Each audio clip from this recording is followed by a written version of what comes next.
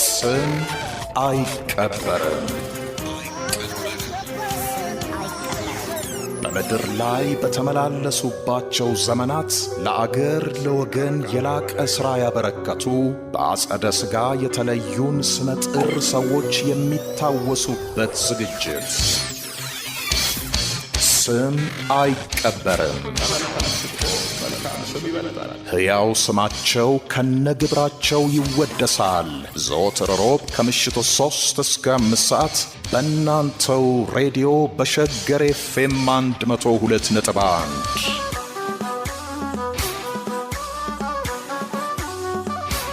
አዘጋጅና አቅራቢ ወንድሙ ኃይሉ። ስም አይቀበርም። ከጎራው ዘልቄ እስኪ ልነጋገር፣ ካለ ሰው ቢወዱት ምን ያደርጋል አገር። የኔ ውብ ከተማ ሕንፃ መቾንና የድንጋይ ክምር፣ የኔ ውብ ከተማ መንገድ መቾንና የድንጋይ አጥር፣ የኔ ውብ ከተማ የኔ ውብ አገር። የሰው ልጅ ልብ ነው የሌለው ዳርቻ የሌለው ድንበር። ሕንፃው ምን ቢረዝም ምን ቢጸዳ ቤቱ፣ መንገዱ ቢሰፋ ቢንጣለል አስፋልቱ፣ ሰው ካልሸተተ ምንድነው ውበቱ? በዓሉ ግርማ ኦሮማይ። ጤና ይስጥልን፣ እንደምናምሽታችኋል የምንወዳችሁ የሸገር ቤተሰቦች። ይህ ሳምንታዊው ስም አይቀበርም ነው። የፕሮግራሙ አዘጋጅና አቅራቢ ወንድሙ ኃይሉ ነኝ። በዛሬው ዝግጅታችን አንጋፋውን ጋዜጠኛና ደራሲ በዓሉ ግርማን እናስታውሳለን። ከፕሮግራማችን ጋር እንድትቆዩ በአክብሮት ጋብዛለሁ። ስም አይቀበርም።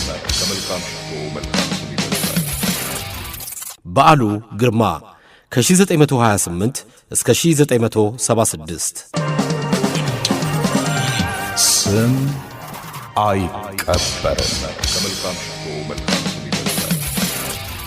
በዓሉ ግርማ በወርሃ መስከረም በ1928 ዓ.ም በኢሉባቦር ከተማ አሁን ኢሉ አባቦራ ሱጴ ተብላ በምትጠራ ገጠር መንደር ተወለደ። በዓሉ አባቱ ህንዳዊ ሲሆን በእናቱ ኢትዮጵያዊ ነው። የበዓሉ እውነተኛ የአባት ስም ግርማ ሳይሆን ጂምናዳስ ይባላል።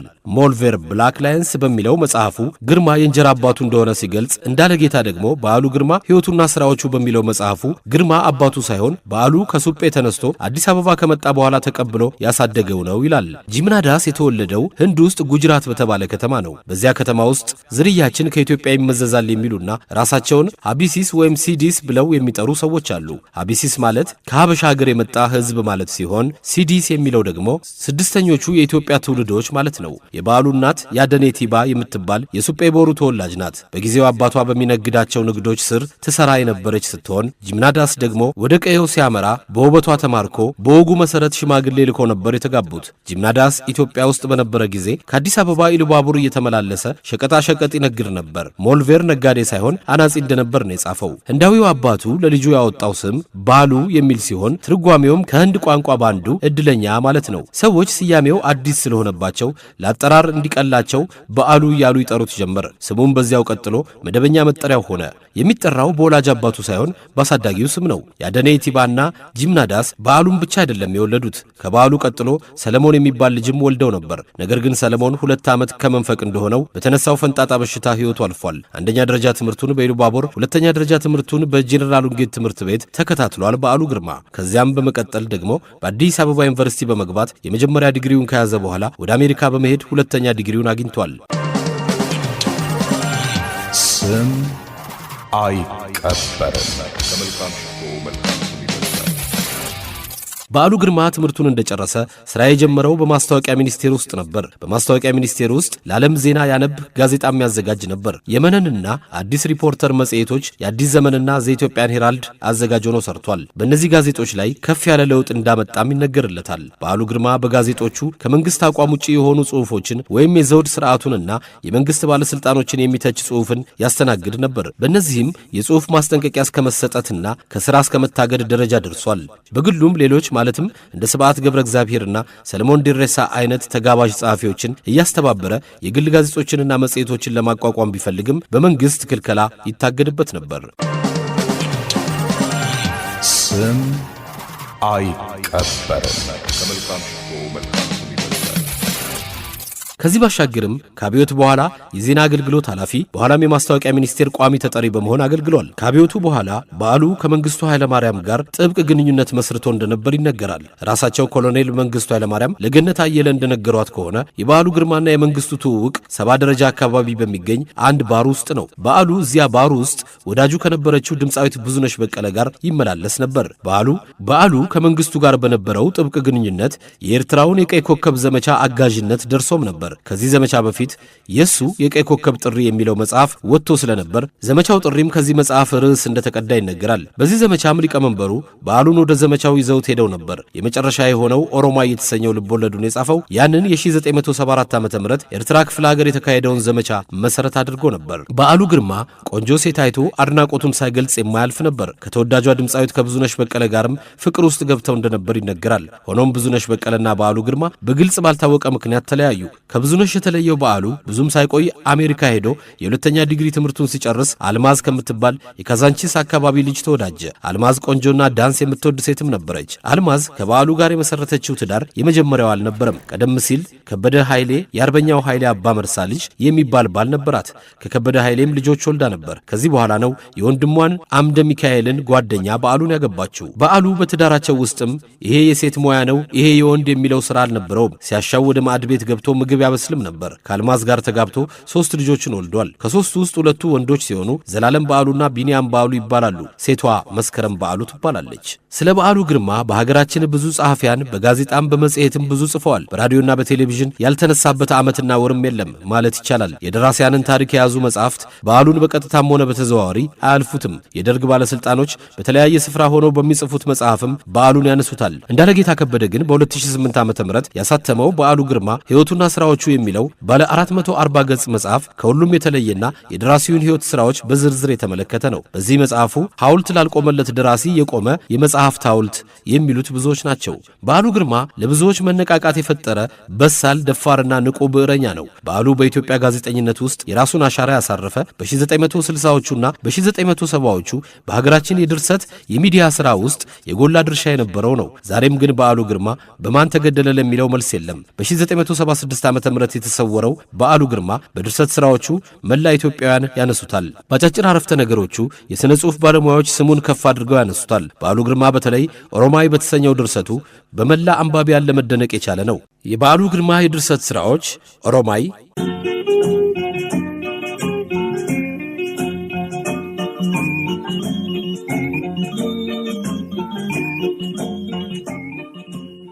እንኳን ደህና መጣችሁ እላለሁ። ይህ 709 ልዩ በረራ ነው። የምንበርበት ከፍታ 29000 ጫማ፣ በረራው የሚወስድብን ጊዜ 55 ደቂቃ። ከመቀመጫዎቻችሁ ስር ያሉትን ቀበቶች እንድትታጠቁ ትለመናላችሁ። መታጠቅ ይነሰን ጠበቅ አደረግነው። አውሮፕላኑ ከጥቂት ደቂቃዎች በኋላ አፍንጫውን ወደ ሰሜን ደገነ። ልዩ በረራ ተልእኮ የኤርትራ ክፍለ ሀገር ቀይ ኮከብ ሁለገብ አብዮታዊ ዘመቻ ታሪካዊ በረራ። አማተብኩ።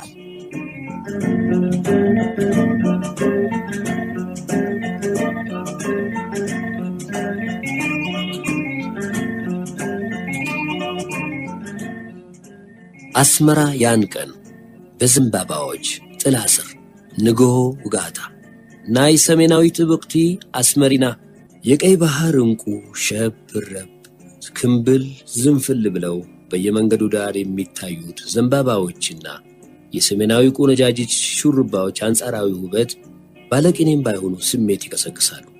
ከዘንባባና ከሰሜናዊት ቆንጆች ሹርባ ጥላ ስር ለአንድ አፍታ አረፍ ጋደም በማለት እንደ ኩል ከጠራ ሰማይ ላይ የምታበራውን ሰሜናዊ ኮከብ በጠፍ ጨረቃ በፎይታ መመልከት ምንኛ ደስ ይል ይሆን?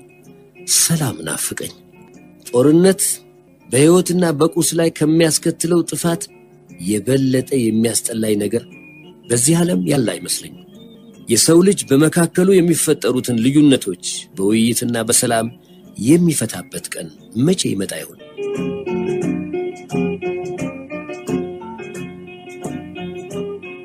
ከአድማስ ባሻገር ቤቱን የዝምታ ዘቅት ውጦታል። ከዚያ ዝምታ በዝምታ የሚመነጨው የሙዚቃ ቃና መጨረሻ የለውም። ነፍስን በሐሴት ሲያወራጭ አእምሮን ኮርኩሮ ሐሳብን በስልት ሊያስደንስ ይችላል። አበራ ወርቁ በዚያ መጨረሻ በሌለው ዝምታ ተውጦ ሙሉ የሌሊት ልብሱን ለብሶ እንደ ልማዱ የጣት ጥፍሩን በጥርሱ እየከረከመ ወዲያና ወዲህ በመንጎራደድ ለገላው ያሞቀው ውሃ ወደ ገንዳ ውስጥ ይወርድለት ድረስ የወትሮ ባልሆነ ትዕግስት ይጠባበቃል። ቧንቧው እንፋሎት ብቻ ስለሚተፋ ወደ ገንዳ የሚወርደው ውሃ ዝናብ ዘንቦ ካባራ በኋላ ከሰንበሌጥ ላይ ኮለል እያለ እንደሚወርድ ጠፈጠፍ ስልት እየጠበቀ አንድ ባንድ ይንጠባጠባል። ትኩስ የሕይወት ጠብታ፣ ትኩስ ወፍራም የሕይወት ጠብታ የሚል ሐሳብ ለአንድ አፍታ አእምሮ ውስጥ እንደ መብረቅ ብልጭ ብሎ መልሶ ድርግም አለ። ያበራ አእምሮ ከአንድ ሐሳብ ወደ ሌላ ሐሳብ ስለሚጋልብ አንድ ነገር በተለይ ወስዶ እስከ መጨረሻው ድረስ ሊያስብበት አይችልም። ለዚህ ነበር ባለቅኔ ወይም ደራሲ ወይም ሰዓሊ የመሆን ተስፋውን ውስጡ ቀብሮ ያስቀረው። ነፍሱ ግን ራሷን በአንድ ነገር ለመግለጥ ዘላለም እንደዋተተች እንደቃተተች ትኖራለች። አእምሮ ወዲያና ወዲህ እንደሚባክን ስለሚያውቅ አዘውትሮ ሐሳብ መጨረሻ የለውም፣ ቁም ነገሩ መኖር ነው፣ የኑሮን ጣዕም ማወቅ፣ ሐሳብ የፈጠረው ግብ ካልደረሰ ውጤቱ ያው ነው፣ ምሬትና ብስጭት። አሁን ሌላ ምን አለና ይላል። አንድ ትልቅ ወፍራም ጥቁር ዝንብ ከየት መጣ ሳይባል እንግዳ ቤት ገብቶ ጽዝ ያለ አንዴ ከኮርኒሱ ጋር፣ አብዛኛውን ጊዜ ከመስኮቱ መስታወት ጋር፣ አንዳንዴ ደግሞ ከተንጠለጠሉት ባለ 4 ጡት መብራቶች ጋር እየተጋጨ ክፍሉን ውጦት የነበረውን ከባድ ዝምታ በአንድ አፍታ ደፈረሰው። የዝምታው ሙዚቃ ስልቱን አጣ። አበራ መንጎራደዱን ትቶ ዝንቡን ለመግደል ይሯሯጥ ጀመር። የጧት ካቦርቱን አውልቆ ዝንቡ መስኮትና ኮርኒሱ ላይ ሲያርፍ ለመግደል 1-2 ጊዜ ከሞከረ በኋላ ጥዝ ያለ ሄዶ መብራቱ ላይ በማረፉ የሚያደርገው ነገር ጠፍቶት ወደ ላይ አንጋጦ ለጥቂት ጊዜ ተመለከተውና ተስፋ እንደመቁረጥ ብሎ ራሱን ነቀነቀ። አሃ አለና ሄዶ መስኮቱን ከፍቶ ይጠብቀው ጀመር። እሱም እንዳሰበው ዝንቡን በበኩሉ ይጠብቅ የነበረው መውጫ ቀዳዳ ያገኝ ይመስል ጥዝ ያለ ሹልክ ብሎ ወጣ። ከውጭ የሚመጣው ሁካታ ተወርውሮ ጆሮውን መታው። የመኪና ጋጋታ፣ ጡሩምባ፣ የበጎች ጩኸትና የሰዎች ድምፅ በአንድነት ሲሰማ የአማኑኤል ሆስፒታል ተሰብስበው ያቋቋሙት የሙዚቃ ጓድ ይመስል ጆሮ ይጠልዛል። ቶሎ መስኮቱን ዘጋ። እኔ ግን መውጫ ቀዳዳ የለኝም አለ ዝንቡን አስታውሶ።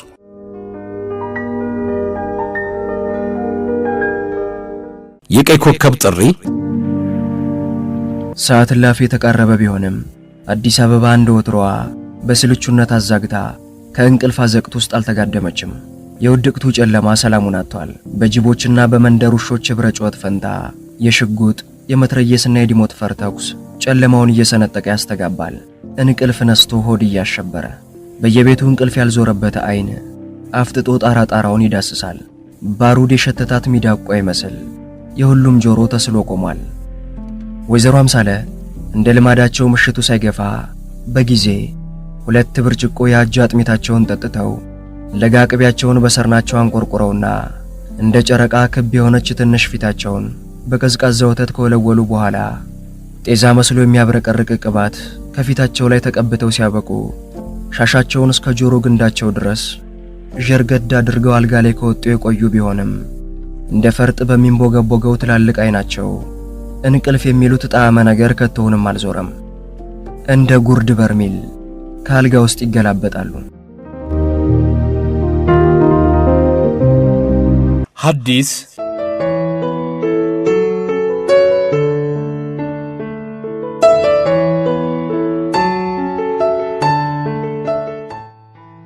በተማሪዎች ረብሻ ምክንያት ዓመቱን ሙሉ በባለስልጣኖች ትዕዛዝ ሲዘጋና ሲከፈት የቆየው የቀዳማዊ ኃይለ ሥላሴ ዩኒቨርሲቲ ለክረምት ወራት ከተዘጋ ቆይቷል። ሐዲስ ሳህሌ የባህር ዛፍ ፍሬ አቀጣጥሎ ባጋለው ካውያ ሽካ አድርጎ የተኮሰውን ካኪ ልብሱን ለብሶ የእናቱን የወይዘሮ እልፍነሽ ተርፌን የቡሄ ዳቦ ከሻይ ጋር ከገመጠ በኋላ ለመሄድ ተነሳ። የህሊና ደወልና ሌሎችም የሥነ ጽሑፍ ሥራዎች የበዓሉ ግርማ መታወሻዎች ናቸው። አንጋፋው ጋዜጠኛና ደራሲ በዓሉ ግርማ በ1960 ዓ.ም ከኢትዮጵያ ሬዲዮ ጋር ባደረገው ቃለ ምልልስ የተናገረውን እዚህ ጋር ላስደምጣችሁ። ለበዓሉ ግርማ የመጀመሪያው ጥያቄ ሲቀርብለት ምን ነበረ? ለምንድነው እሱ ባለ ታሪኩን አበራን ሰዓሊ ያደረከው? ለምን ልዩ አይነት ስራ ተፈጥረለትም ነበር የሚል ጥያቄ ቀርቦለት ነበር እና በዓሉም ይህንን መልስ ነው የሰጠው። እኔ አይደለሁምና ዋናው ነገር እኔ እንደፈለኩት ባደርገው ኖሮ ሌላ ነገር ነው። እርግጥ እኔ ነኝ ደራሲ፣ አበራብን አበራን ፍላጎቱ ሰዓሊ ለመሆን እና ሄድ ሊለውጡ አልችልም። በተለይ እኔ ድፈጥረውም አንድ ሰው አንድ ደራሲ አንድ ባህሪ ከፈጠረ በኋላ እና በደንብ ባህሪን ካጠናው የተፈጠረው ባህሪ ራሱ ደራሲውን ይመራዋል እንጂ በተለይ ደራሲ እንደፈለገው በፈለገው ቦታ እንደሰም የፈለገውን ቅርጽ ሊሰጠው የሚችል አይመስለኝም። አንድ ባህሪ ከፈጠርከው ልታወጥ ትችላለህ፣ ጓደኛህ ነው ልታነጋግረው ትችላለህ። አቋሚ ልዩ ነው።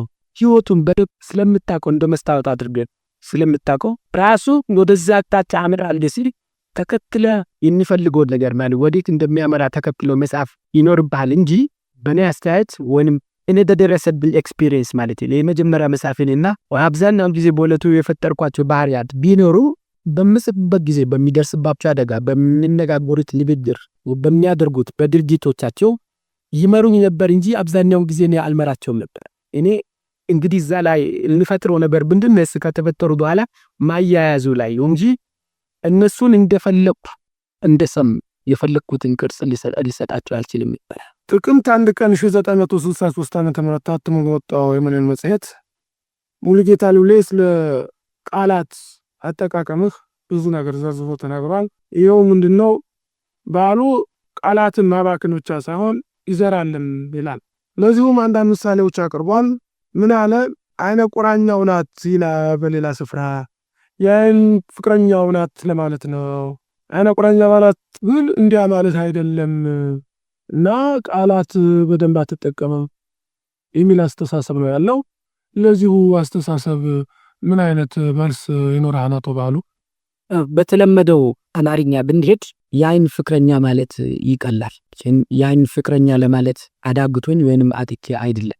ለኔ ግን ጥልቅ ስሜትና ትርጉም የሚሰጠኝ የአይን ቁራኛ ስለው የተሻለ መስሎ ስለታየኝ ነው። ምንድነው አበራ እስር ቤት በነበረበት ጊዜ ባለበት ጊዜ እንዲሁም ሴቶች የሴት እስረኞች አሉ ከፊት ለፊታቸው እና ሽቦ አጥር ላይ ተንጠልጥለው ጧት ስለምታያዩና በተለይ ከሴት ጋር ለመታወቅ እስር ቤት ሆኖ ነፃነት ስለሌላቸው ዝም ብሎ በአይን ተፋተው ፍቅር ያድርባቸዋል። እንግዲህ መጀመሪያ እስር ቤት ነው ያሉት፣ ሁለተኛ በአይን ተሳስረዋል። በአይን ብቻ ይፋቀራል፣ በአይን ሰንሰለት ተያይዘው።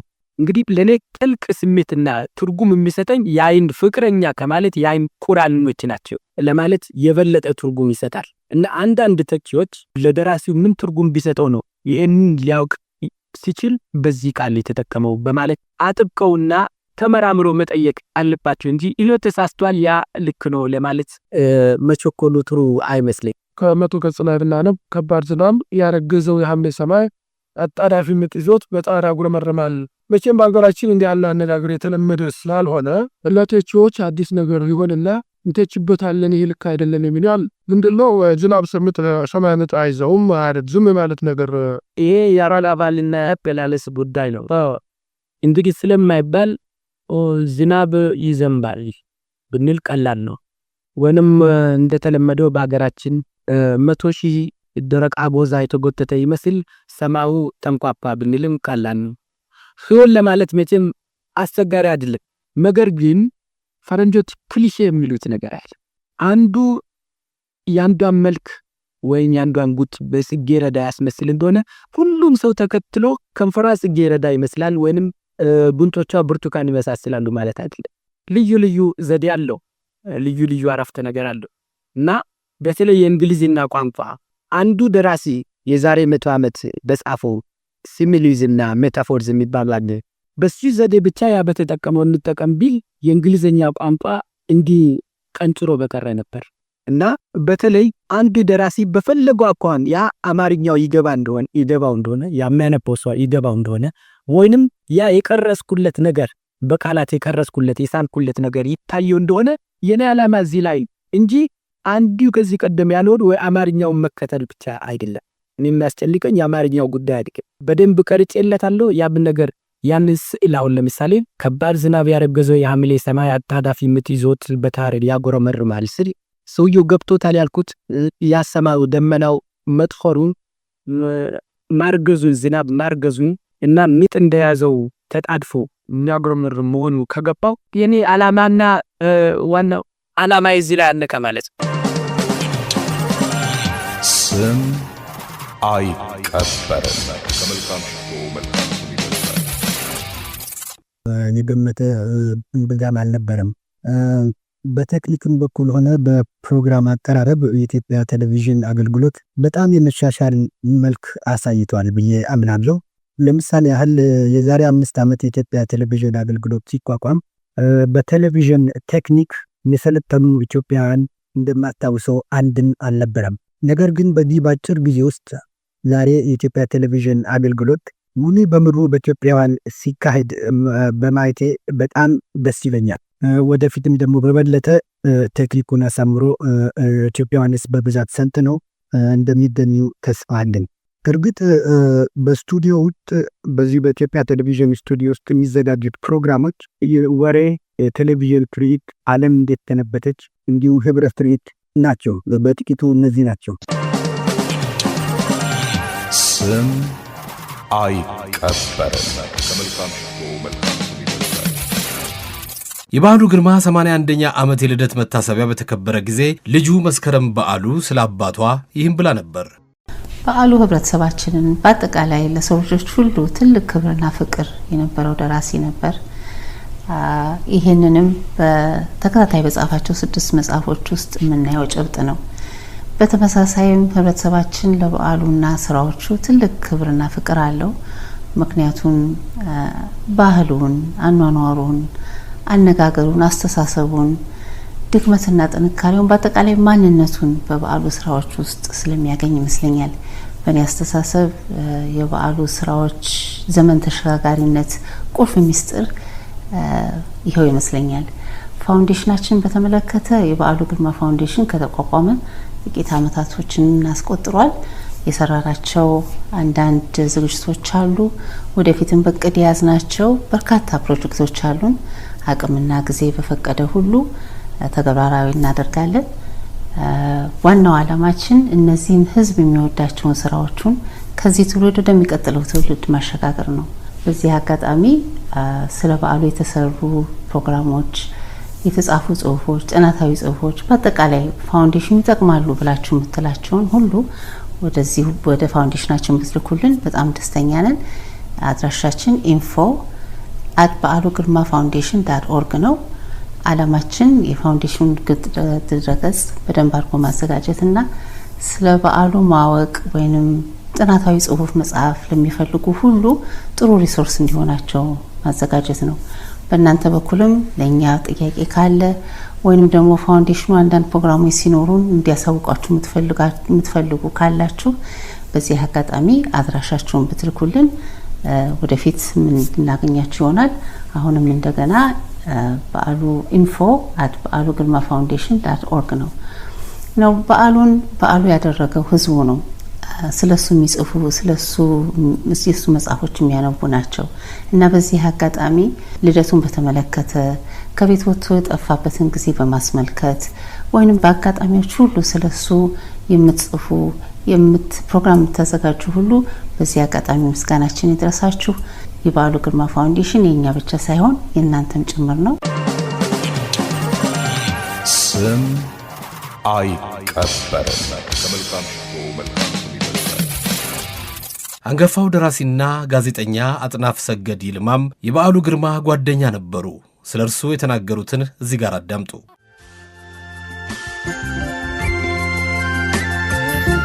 በዓሉ ጋር የተዋወቅ ነው። እሱ የአዲስ ዘመን ጋዜጣ ዋና አዘጋጅ ሆኖ እኔ ደግሞ ከሱ ቀጥሎ የጋዜጣው ምክትል ዋና አዘጋጅ ሆኜ በሰራንበት ጊዜ ነው የተዋወቅ ነው። በዓሉ በእድሜ ብዙ አንበላለጥም፣ እንቀራረብ ነበር። ሙያው ራሱ ያቀራረበን ነበር። ለሙያው ያለን ዝንባሌም ይበልጥ ያቀራረበን ነበረ። በዚህም የተነሳ አልማዝን ባለቤቱን በሚያገባበት ጊዜ እኔ ሚዜው ሆንኩ። ከአልማዝ ጋር ሲጋቡ አብዛኛውን ቤተሰቦች ነበር፣ የሥራ ጓደኞቹ፣ ቤተሰቦቹ ከጋዜጠኛም ከሌላም የነበሩ ነበር። ቦታው ከአዲስ አበባ ከተማ ውጪ በገፈርሳ መንገድ አንድ ቤተ ክርስቲያን ነው የሰርጉ ስነ ስርዓት የተፈጸመው። በመንፈሳዊ ስነ ስርዓት ነው የተፈጸመ። ከዛ በኋላ እራት ላይ የተገኘ ነው ምናልባት 150 ሰው ብንሆን ነው። ያ ግን ግሩም እራት ነበር፣ ግሩም እራት ነው።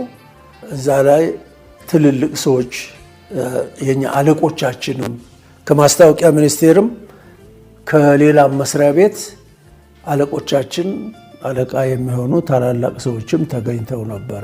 ከጓደኝነቱ አኳያ አንድ የማስታውሰው ነገር ሰርተን ስራችንን ስናበቃ ወደ የቤታችን ከመሄዳችን በፊት ነገ ስለምናከናውነው ስራ የምንነጋገረው ወጣ ብለን ቡና፣ ሻይ እንደ አቅም ደግሞ ቢራም በጠርሙስ ዙሪያም ሆነን ነው የምንነጋገረው።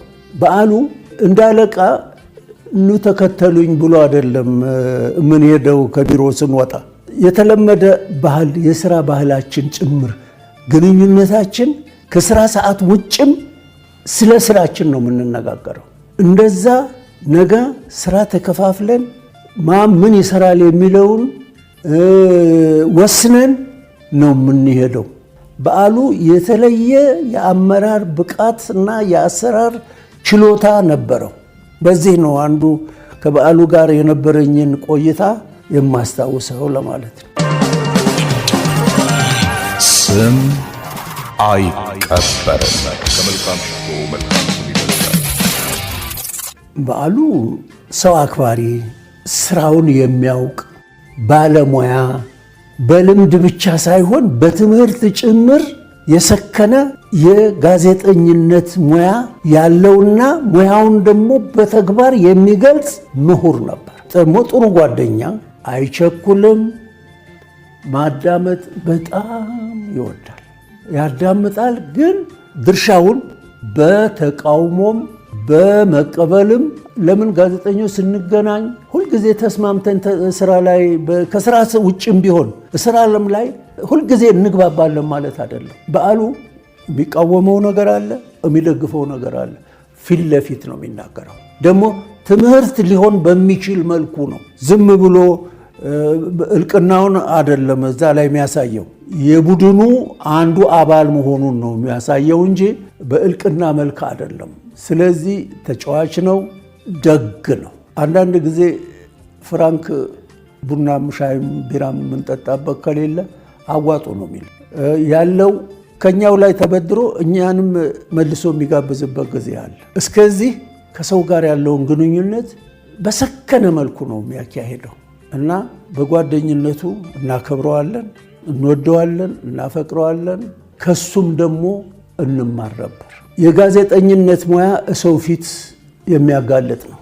ትልልቅ ባለስልጣኖች ዘንድ እንሄዳለን። ስንሄድ አለባበሳችንን በሚገባ ያለንን ንጹህ ልብስ ለብሰን ነው መሄድ ያለብን። በዚህ በዓሉ በአርአያነት የሚታየው በጣም ሁል ቀን ከረባት አድርጎ ጽድት ያለ ልብስ ለብሶ ነው ቢሮ የሚመጣው። በዚህም የተነሳ ስም አውጥተንለት ነበር። ሙሽራው የየዕለቱ ሙሽራ ነበር የምንለው እና ይሄ ምንድነው ለራሱ ብቻ አይደለም አርአያነቱን እንድንከተል ጭምር ነው እና ይሄንን በአርአያነት አስታውሰዋለሁ እና ሙሽራው ነበር የየቀኑ ሙሽራ ነበር የምንለው። ስም አይቀበርም። ከመልካም ሽቶ መልካም ስም ይበልጣል። አብዮቱ ሲፈነዳ ትልቁ የፕሮፓጋንዳ ኢላማ የነበረው የቀድሞው መንግስት የቀዳማዊ ኃይለ ሥላሴ መንግስት ነበረ። እሱ ደግሞ አርጅቶ አፍጅቶ ወደ ማክተሚያውና መክሰሚያ ምዕራፍ ውስጥ የገባ ነበረ። እኛ ያ መንግስት በቅቶት ሌላ መንግስት እንዲተካ እንፈልግ ነበር። ነገር ግን ወታደሩ የአብዮቱ ደጋፊ ሆኖ ምሁሩ፣ ተማሪው፣ ገበሬው፣ ወዛደሩ የሚተካው መንግስት ምን አይነት መንግስት ይሁን ለሚለው ጥያቄ ምንም አይነት መልስ አልነበረም። ንጉሠ ነገሥቱ ይብቃቸው፣ የዘውድ አገዛዝ ይብቃ እንጂ ምን አይነት መንግስት ከዛ ቀጥሎ ይተካ፣ መንግስት ህዝብን የመንግስት ስልጣን ምንጭና ባለቤት ያደረገ መንግስት በዚህ መልኩ ይተካ የሚል አንድም ተናጋሪ አልነበረም። ለፕሮፓጋንዳ ስራ ደግሞ እንደዚህ አይነት ጭብጥ ያስፈልጋል። የጋዜጠኝነት ስራ ፕሮፓጋንዳውን የማሰራጨትና የማጠናከር ነው። ነገር ግን የመንግስት ለውጥ ምንም አይነት ዝግጅት እንደነበረ አሁን ስናስታውሰው በጣም በሚያስገርም ሁኔታ ድክመት ነበረ። በዓሉ ይሄን ይረዳል። ብዙዎቻችን ግን አልተረድተንም ነበር። ስለዚህ የኃይለ ሥላሴ መንግስት ቢከስምና ቢወድቅ ህዝብ እርስ በርስ ይፋጃል፣ ህዝብ እርስ በርስ ይተላለቃል፣ ኢኮኖሚው ይደቃል። ስለዚህ ረጋ ብለን እናስብ፣ ረጋ ብለን እንስራ የሚል አቋም ስለነበረው ክቡር ጠቅላይ ሚኒስትር እንዳልካቸው መኮንን በተሾሙበት ሰሞን በየካቲት ወር ሌሎቻችን ጉልቻ ቢቀያየር ወጥ አያጣፍጥም እያልን ሹመቱን እንነቅፍ ነበር። እሱ ግን ፋታ እንስጠው፣ መሸጋገሪያውን ድልድዩን ያመቻቻል ለህዝባዊ መንግስት ብሎ ፋታ ፋታ ፋታ በሚል ርዕሰ አንቀጽ አዲስ ዘመን ላይ ጻፈ። በዚህም የተነሳ በዓሉን እንደ ደፋር ጋዜጠኛ ሳይሆን እንደ ፈሪ ጋዜጠኛ ቆጠር ነው። እኔ ወዳጁ ጭምር በቤተሰብም ደረጃ በጓደኛም ደረጃ በስራ ባልደረባነትም ቀረቤታ የነበረኝ እኔም ጭምር ይሄ ሰውዬ ፈሪ ነው ብለን ከሱ ጀርባ ባለ ሁኔታ ከሱ ጋር ተቃራኒ በሆነ አካሄድ እኛ ይድነቃቸውንም መንግስት ላይ ተቃውሞ እያሰማን ልክ ተማሪው እንደሚያደርገው ሲያስፈልግም እኔማ የብዙ ርስት ባለቤት መሆኔን ረስቼ ከተማሪ ጋር ድንጋይ ወረውር ነበር። እሱ ግን ከዚህ ሁሉ የታቀበ ነበር። ኃላፊነት የሚሰማው ጋዜጠኛ ነበረ። እንደ ሌሎቻችን የኃይለ ሥላሴን መንግስት ይቃወማል። ያ መንግስት ማብቃት አለበት፣ ከስሟል፣ በዚህ እንግባባለን። ግን እንዴት ይክሰም? እኛ ዛሬውኑ ካልወደቀ የኃይለ ሥላሴ መንግስት ነው። እሱ ደግሞ መተኪያ ስለሌለው ስላልተዘጋጀ ቶሎ መክሰሙ ችግር ይፈጥራል። ይሄ እንግዲህ የፕሮፓጋንዳውን ስራ በፕሮፓጋንዳ ጥበብ እንከውነው። እኛ ደግሞ ነገሩ ብዙም አልገብቶን ስለነበር መጮህ እና እሱን ደፋር ጋዜጠኛ እንዳልሆነ ፈርጀን በቃ የመጣላት ያህል ተራራቅ። መጨረሻ ላይ ያው ደርግ የህዝባዊ አብዮትን አጋር ሆኖ መጣ። በመጨረሻ ላይ ምትክ አብዮቱን የሚመራ ሌላ ኃይል ምትክ ስላልነበረ ደርግ አብዮቱን መምራት ጀመረ። የዛን ጊዜ የነበረው ግንኙነታችንና መግባባታችንም አለመግባባታችንም በዚህ መልክ ነበር ለማለት ነው። በደርግ ጊዜ የነበረው እንዳውም ደርግ ከሌሎቻችን ሁሉ የቀረበ ለደርግ በዓሉ ግርማ ነበር።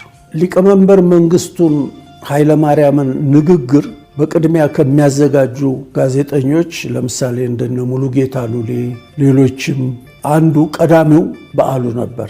ቤተ መንግስትም ሄዶ ደርግ ጽሕፈት ቤት ሄዶ መመሪያ ተቀብሎ የደርግን መግለጫ ከሚጽፉት ሰዎች መካከል አንዱ በዓሉ ነበረ። ፋታ ፋታ ሲል በነበረበት ጊዜ አብረን እንደጠላ ነው ጥላቻቸውን ሳያነሱ በዛው የቀጠሉ ነበሩ። ከዛ በኋላ ደግሞ በዓሉ እስከ ቋሚ ተጠሪነት ተሹሞ የማስታወቂያ ሚኒስትርም ሊሆን የታጨበት ሁኔታ ነበር። ይሄ እነዛ ከኔ ጋር አብረው መጀመሪያ ነቅፈውት የነበሩ ሰዎች ደግሞ ያንን ቦታ ይፈልጉት ነበር። ይሄ አድርባይ እንዲህ አልፎን ሄደ፣ ቋሚ ተጠሪ ሆነ፣ እኛ ከደርግ ጋር አብረን ስንጮህ የነበርነው ወደኋላ ቀርተን ብለው ስለ በዓሉ በጎ አመለካከት ሳይኖራቸው በዓሉ ከዚህ ዓለም በሞት ተለየ። ሸገር ነው ስም አይቀበርም። በዓሉ ግርማ ሕይወቱና ሥራዎቹ በሚል ርዕስ እንዳለጌታ ከበደ መጽሐፍ አሳትሟል። ስለ በዓሉ የተናገረውን እዚህ ጋር ላስደምጣችሁ። በዓሉ በተወለደበት አካባቢ በስሙ ትምህርት ቤት ተሰይሟል ተብሎ መጽሔት ላይ ወጣ። ላያው ሄድኩኝ። ተማሪዎቹ ያውቁታል ለመሆኑ? ምክንያቱም ብዙ ቦታ በታዋቂ ሰዎች፣ በነገስታት፣ በአርበኞች ትምህርት ቤት ይሰየማሉ። አጼ ሰርጸ ድንግል ትምህርት ቤት እና ተማሪዎቹ ስለ አጼ ሰርጸ ድንግል ቢጠየቁ ምን ያህል ያውቃሉ? መምህራኑስ ምን ያህል ያውቃሉ? ላይብራሪ ውስጥ ስለ አጼ ሰርጸ ድንግል ምን አለ? ዝም ብሎ መሰየም ብቻ ነው? ይሁን መጠየቅ ያለበት ነገር አለ። በአመት አንድ ቀን ሰውየውን በሚመለከት ትምህርት ቤት የተሰየመለትን ሰውዬ በተመለከተ ለተማሪው ካልተነገረው፣ በስሙ የሥነ ጽሑፍ ውድድር ካልተዘጋጀ፣ ድራማ ካልተሰራ፣ መዝሙር ካልተደረሰ ምኑ አርአያ ሆነው ዝም ብሎ አበበ ከበደ ትምህርት ሲባል ታዲያ ምን ለውጣለሁ? ለዚህ ተማሪዎቹ እስኪ ምን ያህል ያውቁታል? ልሂድ፣ የተወለደበትም አካባቢ ስለሱ ምን እንደሚያወሩ ልወቅ፣ ቤቱ የተወለደበት እትብቱ ተቀበረበት የተባለውን ልየው አልኩና ሄድኩኝ። ከአዲስ አበባ 645 ኪሎ ሜትር ርቆ ነው የሚገኝ። በጣም ትንሽ ናት። ትንሽ በስሙስ ትምህርት ቤቱ የለም። ሚዲያ ላይ ወጥቷል። በአንዳንድ ቃለ መጠይቆች አንብበነዋል። ቦታው ሲሄድ ግን አጣሁት። ከየት መጣ? ለምንስ ተፈጠረ? ተወራ ነው መስሏቸው ነው። ተሞከረ ግን አልተገበረም። ሞልቤር ስለሱ ሲጽፍ በዓሉ ግርማ እንላለን። ግርማ ማለት እናትየው ሁለተኛ የገባቸው ባሏ ነው ብሎ ጻፈ። ፒኤችዲ የያዘው በታወቁ ኢትዮጵያውያን ደራሲዎች ላይ በጻፈው መጽሐፍ ነው። ሲሄድ ግን ማህበረሰቡ ግርማን አውቀው፣ እናትየው እስከ ህይወት ዘመናቸው መጨረሻ ድረስ እዛ አካባቢ ነው ኖሩት። ግርማ የተባለ ሰው አላገቡ። ግርማ የተባለ ወንድምም የላቸው። ግርማ ከየት መጣ? ግርማማ በዓሉ ከተወለደ በኋላ ከህንዳዊ አይደል የተወለደ። እናትየው ወደ አዲስ አበባ ላከችው። ነጋዴዎች ይዘውት መጡ። ህንዶች ኢትዮጵያ ውስጥ ብዙ ነበሩ በወቅቱ። ሱቅ ውስጥ አስቀመጡት። ጠበቁ። ባለቤቱ እስኪመጣ ባለቤቱ የለም። ጅምናዳስ ሄዷል ለስራ። ምን ፈልጋችሁ ነው ብሎ የሱቅ አስተዳዳሪ ሲጠይቅ፣ አይ እኛ ከገጠር ነው የመጣ ነው እንደዚህ ከተባለ ቦታ፣ ይሄ ልጅ የሱ ነው፣ እናቱ ልካው ነው፣ አድርሱልኝ ብላ ነው የላከችን አሉ። እሺ ችግር የለም እናንተ ወደ ስራችሁ ሂዱ፣ እኔ እሰጠዋለሁ አለ። ጅምናዳስ ሲመጣ አንድ እሱን የመሰለ ትንሽ ሰው ቁጭ ብሏል። ቅድም ጥለውት ሲሄዱ አልቅሷል። በዓሉ 8-9 ዓመት ኦሮምኛ ነው የሚናገረው። ሰውየው ሲያየው ደንግጧል። ምንድነው ብሎ ጠየቀው። ሲጠይቀው አይ እንዲህ ብለው እንዲህ ያሉና ያዋና አመጡት። አላውቅላችሁም ሲያችሁልኝ ወጣለ። ማን ተቀበላለ? ተቀበልልኝ ብያለሁ አለ። አየት ትዳራለው ሰውየው እና ደብቆ ነው ለካስ የወለደው። ማቀው ነገር የለም ብሎ ካለ ሲክድ የሱቁ አስተዳዳሪ የሱቁ ጠባቂ እንዴት እንደዚህ ይሆናል? እንግዲህ ተመልሶ እንደከዳ አይታወቅም ቦታው። ቶ በቃ ከልጆች መካከል እንዳንዱ አድርጌ አሳድገዋለሁ ቶ በቃልና ያንን ልጅ ከልጆቹ መካከል ቀላቀለው። የሰውየው ስም ማን ነው? ግርማ። በዓሉ ያደገው በዚህ የህይወት መስመር በልጅነቱ። እነሱ ሲጫጫሁ እንኳን አልቅሷል። ምርር ብሎ አልቅሷል። ሰውየው አዝኖ ነው ታዲያ በቃ እናቱም ላከችው ከሱ ጋር ይኑር ብላ፣ አንተ ደግሞ አልፈለክም ተንከራቶማ አይቀርም ማለትና አስተማረው፣ አኖረው። በብዙ መጽሐፍ ላይ ግን ሲጻፍ ተዛብቶ ነው። በትምህርት ጉዳዩም ሲጻፍ፣ በመጽሐፎቹም ላይ ሲጻፍ፣ ስላስተዋወሩም ሲጻፍ፣ ስላገዳደሉም ሲጻፍ እገሌ እንደነገረኝ ከምንለው መረጃ ይልቅ ይሄኛው የበለጠ ይሆናል። አንዳንድ ሰዎች ኦሮማይ የወጣ ቀን የተያዘ ቀን የተገደለ ያረጉታል። መጽሐፉ ተሰብስቦ ጳጉሜ 5 ከስራ ተባሮ የካቲት 8 ከቤቱ እንደወጣ ሲቀር መጠየቅ የነበረብኝ ትልቁ ጥያቄ ለ6 ወራት ያህል እንዴት ዝም አሉት? ከዚያስ ታስሯል፣ ተገርፏል። ይሄ ደግሞ በጣም ብዙ ሰነድ ካላገላበጥክ፣ ካልባተልክ፣ ካልደከምክ በስተቀር የማታገኘው እውነት ነው። ከማግባቱ በፊት እንዴት ያለ ህይወት ነበረው? የፍቅር ህይወቱ ከብዙነሽ በቀለ ጋር የነበረ የፍቅር ህይወት እንዴት ነበር? ከዚያስ ቀጥሎ ባለቤቱ ከወይዘሮ አልማዝ አበራ ጋር የነበረው ህይወት እንዴት አገኛት? የት አገኛት? ሰርጉ ምን ይመስል ነበር? እያንዳንዱ አዳዲስ ነገር ይነግራል። ፍቅራችንን ለመግለጽ እስከ መጨረሻው ጥግ ድረስ መሞከር ተገቢ ነው። ያንሰዋል እኮ በዓሉ እኮ በጣም ነው የሚያንሰው። ብዙ ብዙ ነገር በስሙ ሊኖረን ይገባ ነበረ። ቸል ተባለ። አብረውት የነበሩ ሰዎች ካልጻፉለት፣ የደርግ ባለስልጣናትም ስለሱ ምንም ካላሉ፣ የሻዕቢያ ባለስልጣናትም ስለሱ ምንም ካላሉ፣ በወቅቱ የነበሩት ዝም ብሎ ወደዋለሁ ማለት ብቻ በቂ አይደለም። ከተቻለ መጠን ስሜት እንዳይቀላቀልበት ሞክሬያለሁ። በዓሉ የሌላ ሰው የህይወት ታሪክ ቢጽፍ ኖሮ እንዴት ነበር የሚጽፈው ብዬ አስቤያለሁ። የራሱ የህይወት ታሪክ ቢጻፍ እንዴት ነበር የሚጽፈው ብዬ አስቤያለሁ እውነት ለመናገር። ስለዚህ ያለ ፍርሃት የተጻፈ በመረጃ የተደገፈ ድካም የጠየቀ መረጃዎችን ያጠቀሰ መቼ፣ እንዴት፣ ለምን ለሚሉ ጥያቄዎች ፍንጭ የሚሰጥ ነገር ሰራው ብዬ አምናለሁ። ሰው የሆነውን በዓሉ ግርማን ነው ያሳየሁት። ደራሲ እንዳለጌታ ከበደ በዓሉ ግርማ ሕይወቱና ሥራዎቹ ሲል ባሳተመው መጽሐፉ የበዓሉ ግርማን የፍቅር ሕይወት ተርኮልናል። ፍቅርን የሚዘምሩ ውበትን የሚያዘምሩ ሴት ገጸ ባህሪያትን መፍጠር የሚሆንለት በዓሉ እሱ ራሱ ተንበርካኪ ነው ለፍቅር። እርሱ ራሱ እንደ ወንድ ገጸ ባህሪያቱ ቆንጆ ሴት ካጋጠመችው አድናቆቱን ፊት ለፊት ለመግለጽ ቃላት የማይሰስት ነፃ ሰው ነው። በምን ይሉኝ ጠፍር ልቡንም ምላሱንም ገላውንም ብዕሩንም ያሰር አይደለም፣ ወዳጅ ነው ተወዳጅም ጭምር። በተማሪነት ዘመኑ አልፎ አልፎ ከግቢ የወጣ ይዝናና ነበር። ለማፍቀርም ለመፈቀርም ጊዜ ነበረው ሲባል ሰምቻለሁ። ስለ ወጣትነት የፍቅር ሕይወቱ ያውቅ እንደሆነ ብዬ ኢየሱስ ወርቅ ዛፉን ጠየቅኩ። ሚስት ከማግባቱ በፊት ድምፃዊት ብዙነሽ በቀለ ገርል ፍሬንዱ ነበረች። በጣም የሚወዳት ነበር።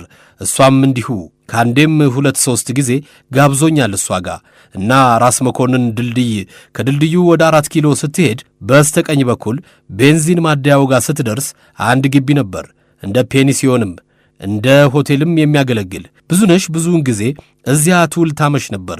ትዝ ይለኛል በደንብ ዶሮ ሰርታ ምን ብላ በተደጋጋሚ ጋብዛናለች ከእሱ ጋር ብሎኛል።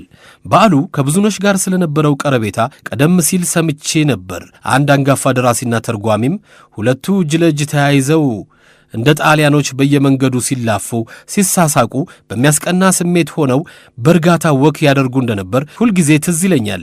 የእሷን ዘፈን በሰማሁ የእሱን መጽሐፎች ባነበብኩ ቁጥር ብሎኛል። በዓሉ ግርማ በኢትዮጵያ ሬዲዮ በእንግሊዝኛ ቋንቋ ዜና አንባቢነት ተቀጥሮ ይሠራ በነበረበት በ1950ዎቹ አጋማሽ የሬዲዮ ቴክኒሻን በመሆን አገልግሎት ይሰጥ የነበረ ኪሮስ ወልደ ሚካኤል የተባለ የሥራ ባልደረባውም እውነት ነው ብሎኛል። እውነት ነው። ማታ ማታ ዜና ሲያነብ ሲሰለቸው ወይም እሷ አብዝታ ስትናፍቀው እሷ ጋር ደውሎ ዝፈኝልኝ ይላታል። እሷስ እምቢ የምትል መስሎሃል? ትዘፍንለት ነበር። አንዱ ዘፈን ሲያልቅ ወደ ሌላ እየተሸጋገረች እንደገና ወደ ሌላ ዘፈን ትቀጣጥለዋለች። አይደክማት፣ አይሰለቻት። አንዴ አሳዛኙን፣ አንዴ አስደሳቹን፣ አንድ ጊዜ ብቻ መሰለህ ይህን ስታደርግ ያየሁት። ሌላም ቀን የማታ ተረኛ በሆነ ጊዜ ትዘፍንለታለች። ሁለታቸውም ቀልባቸውን ጥለው ነበር የሚዋደዱት። አይፈሩ አያፍሩ፣ ከወደዱ ከተወደዱም አልቀረ እንደነሱ ነው። አስብ፣ በዚያ ዘመን አንዲት ታዋቂ ድምፃዊት ለአንድ ወጣት ገና ስሙ ላልታወቀ ቆንጆ ጋዜጠኛ በስልክ ዘፈኖቿን ስታንቆረቁርለት እና ዜናውን የሚያነብበት ሰዓት ከደረሰ እኔን በምልክት ጠርቶ የስልኩን እጀታ ይሰጠኛል። አንብቤ እስክመጣ አዳምጥልኝ ነው ነገሩ። ሊያነብ ይሄዳል። ዜናውን አንብቦ ጃንሆይ ወደ ቁልቢ ገብርኤል ሄደው በዓሉን በሰላም አክብረው ተመለሱ፣ በልዕልት ገሊት ቀብር ላይ ተገኙ ምናምን ብሎ አጠር ፈጠና አድርጎ አንብቦ ሲጨርስ ይመጣና ስልኩን ተቀብሎኝ የእሷን ዘፈን ማዳመጡን ይቀጥላል። ቀጥታ ስርጭት ነው የምትሉት፣ ብቻ ደስ የሚሉ ነበሩ። ከበዓሉ ጋር ሽርኮች ነበርን። አራዳ ላይ ዘነጥንበት፣ ሰከርንበት፣ ምን አላደረግንበት። እሱ ከብዙዬ ጋር ነበር። አዲስ ፍቅር እኔን ይዞኛል፣ የማደርገው ውሉ ጠፍቶኛል። እዚህ ፋሲካ ተብሎ ይጠራ በነበረ ስመጥር ሆቴል ውስጥ ብዙነሽ በቀለ አለመጥፋቷ እውነት ነው። ብዙነሽ እዚህ ትመጣ የነበረው የሆቴሉ ባለቤት ጋብዛት ነው። ባለቤቷ የሐረር ልጅ ናት። በሐረር ልጅነቷ ብዙነሽን እንድትመጣ ትጋብዛት ነበር። ከሐረር አካዳሚ የመጡ የጦር ሰዎች ኋላ የሀገሪቱ ፕሬዝዳንት የሆኑ ጓድ መንግስቱ ኃይለማርያምም ጭምር ሲዝናኑበትና ሲያድሩበት ብዙነሽ በቀለንና በዓሉ ግርማን በአንኮኒው አካባቢ ማየት የተለመደ ነበር። እሷ ኮኛኳን፣ እሱ ደረቅ ጂኑን እንደያዘ ሊዝናና ሊጫወት የመጣ ሰው ጥጉን ይዞ ከርቀት እነሱን ያህል። መጀመሪያ ድምፃቸው አይሰማም፣ መንሾካሾክ ነው። ቀጥሎ ጨዋታው ሲደራ፣ ሞቅታው ሲመጣ መሳቅ መሳሳቅ ሲከተል ሁለቱ ብቻቸውን የሆኑ ይመስላሉ። ኋላ በትንሹ ማንጎራጎር ትጀምራለች። ለእሱ ነው የምታንጎራጉርለት። ዝፈኝልኝ ብሏት ይሆናል። ዘፈንና ድምጿን እንደሚወድ ገምታም ይሆናል። ስሜቷን በንግግር መግለጿም ይሆናል። ብቻ ታንጎራጉርለታለች። እንጉርጉሯ እየደመቀ ሲመጣ ድምጿ ሲግል ታዳሚ ማንም ትእዛዝ ሳይሰጠው ዝም ይላል። ጆሮውን እሷ ላይ ይጥላል። ዘፈኑ እግረ መንገዱን ነው እነሱ ጆሮ የሚደርሰው። ለበዓሉ ሲዘፈንለት ቀላውጠው ነው ክብራቸውንና ክብሯን ጠብቀው የሚያዳምጡት። ሁሉም በመገረም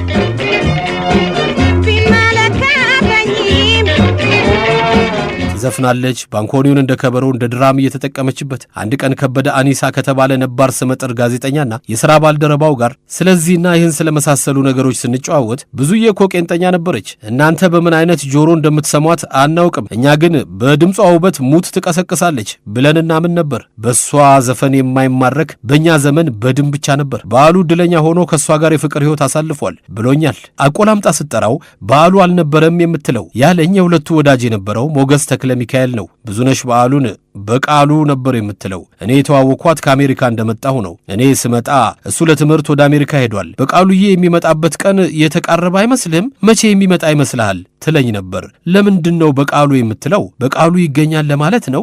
በቃሉ ማርኮኛል ለማለት ነው? እኔ እንጃ። ብዙነሽ ቡና በምታፈላ ጊዜ የምታሳየው ባህሪ እጅግ የተለየ ነበር አሉ። ቡና ማፍላት ራሱን እንደቻለ ጥበብ ትቆጥረው ነበር። በዓሉ ይህንን ልማዷን ለጓደኞቹ አውግቷቸው እንደነበር ስሰማ የቡና አፈላል ጥበቧ ኦሮማይ ላይ እንዳለው አገላለጽ ሲሆን ብዬ ማሰብ አልቀረም።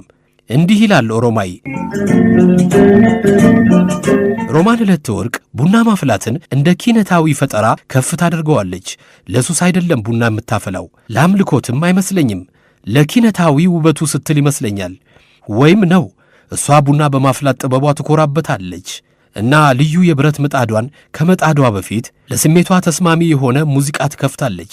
ቡናውን የምትቆላው ሙዚቃውን እየተከተለች በስልት ነው። እንደሷ ልዩ ወዝ ያለው ቡና የምትቆላ ሌላ ሴት አላየውም። በሙዚቃው የታጀበችና በስልት እየተራመደች ክፍሉን ታሻትታለች። እንደ ሌሎቹ ሴቶች ራሷ የቆላችውን ቡና ሌላ ሰው አታስወቅጥም፣ ራሷ ናት የምትወቅጠው። የምታፈላው ቡና እኮ እንዲያው ቡና አይደለም፣ ብርቅ የፈረንሳይ ኮኛክ እንጂ። የቡናዋ መዓዛ መጣብኝ እና ከቡና ማፍላቱ በኋላ የሚከተለው ስነ ስርዓት ትዝታ አሁን አለኝ። ፊት ለፊቷ ካልተቀመጥኩ እሺ ብላ አታፈላም። ያም ሆኖ ግን ከብዙነሽ በቀለ ጋር የነበራቸው ፍቅር እስከ ዘለቄታው አልቀጠለም፣ ተቋረጠ። የመለያቸውን ሰበብ ባላውቀውም ፍቅር ውስጥ ለመግባት ግን ጊዜ አልፈጀበትም።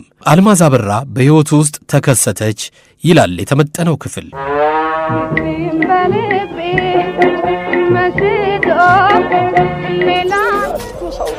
ስም አይቀበርም።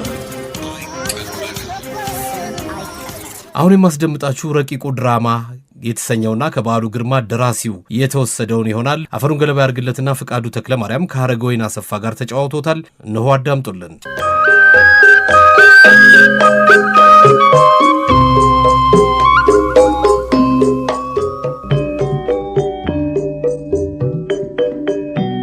ደራሲው ሲራክ ሰብለን ለማየት ፈልጎ ወደ ቢሮዋ ሲገባ የወትሮ ፀሐማ ፈገግታዋ ክብ ፊቷ ላይ አይታይም። ካየሩ ይሆን ይጋባል እኮ።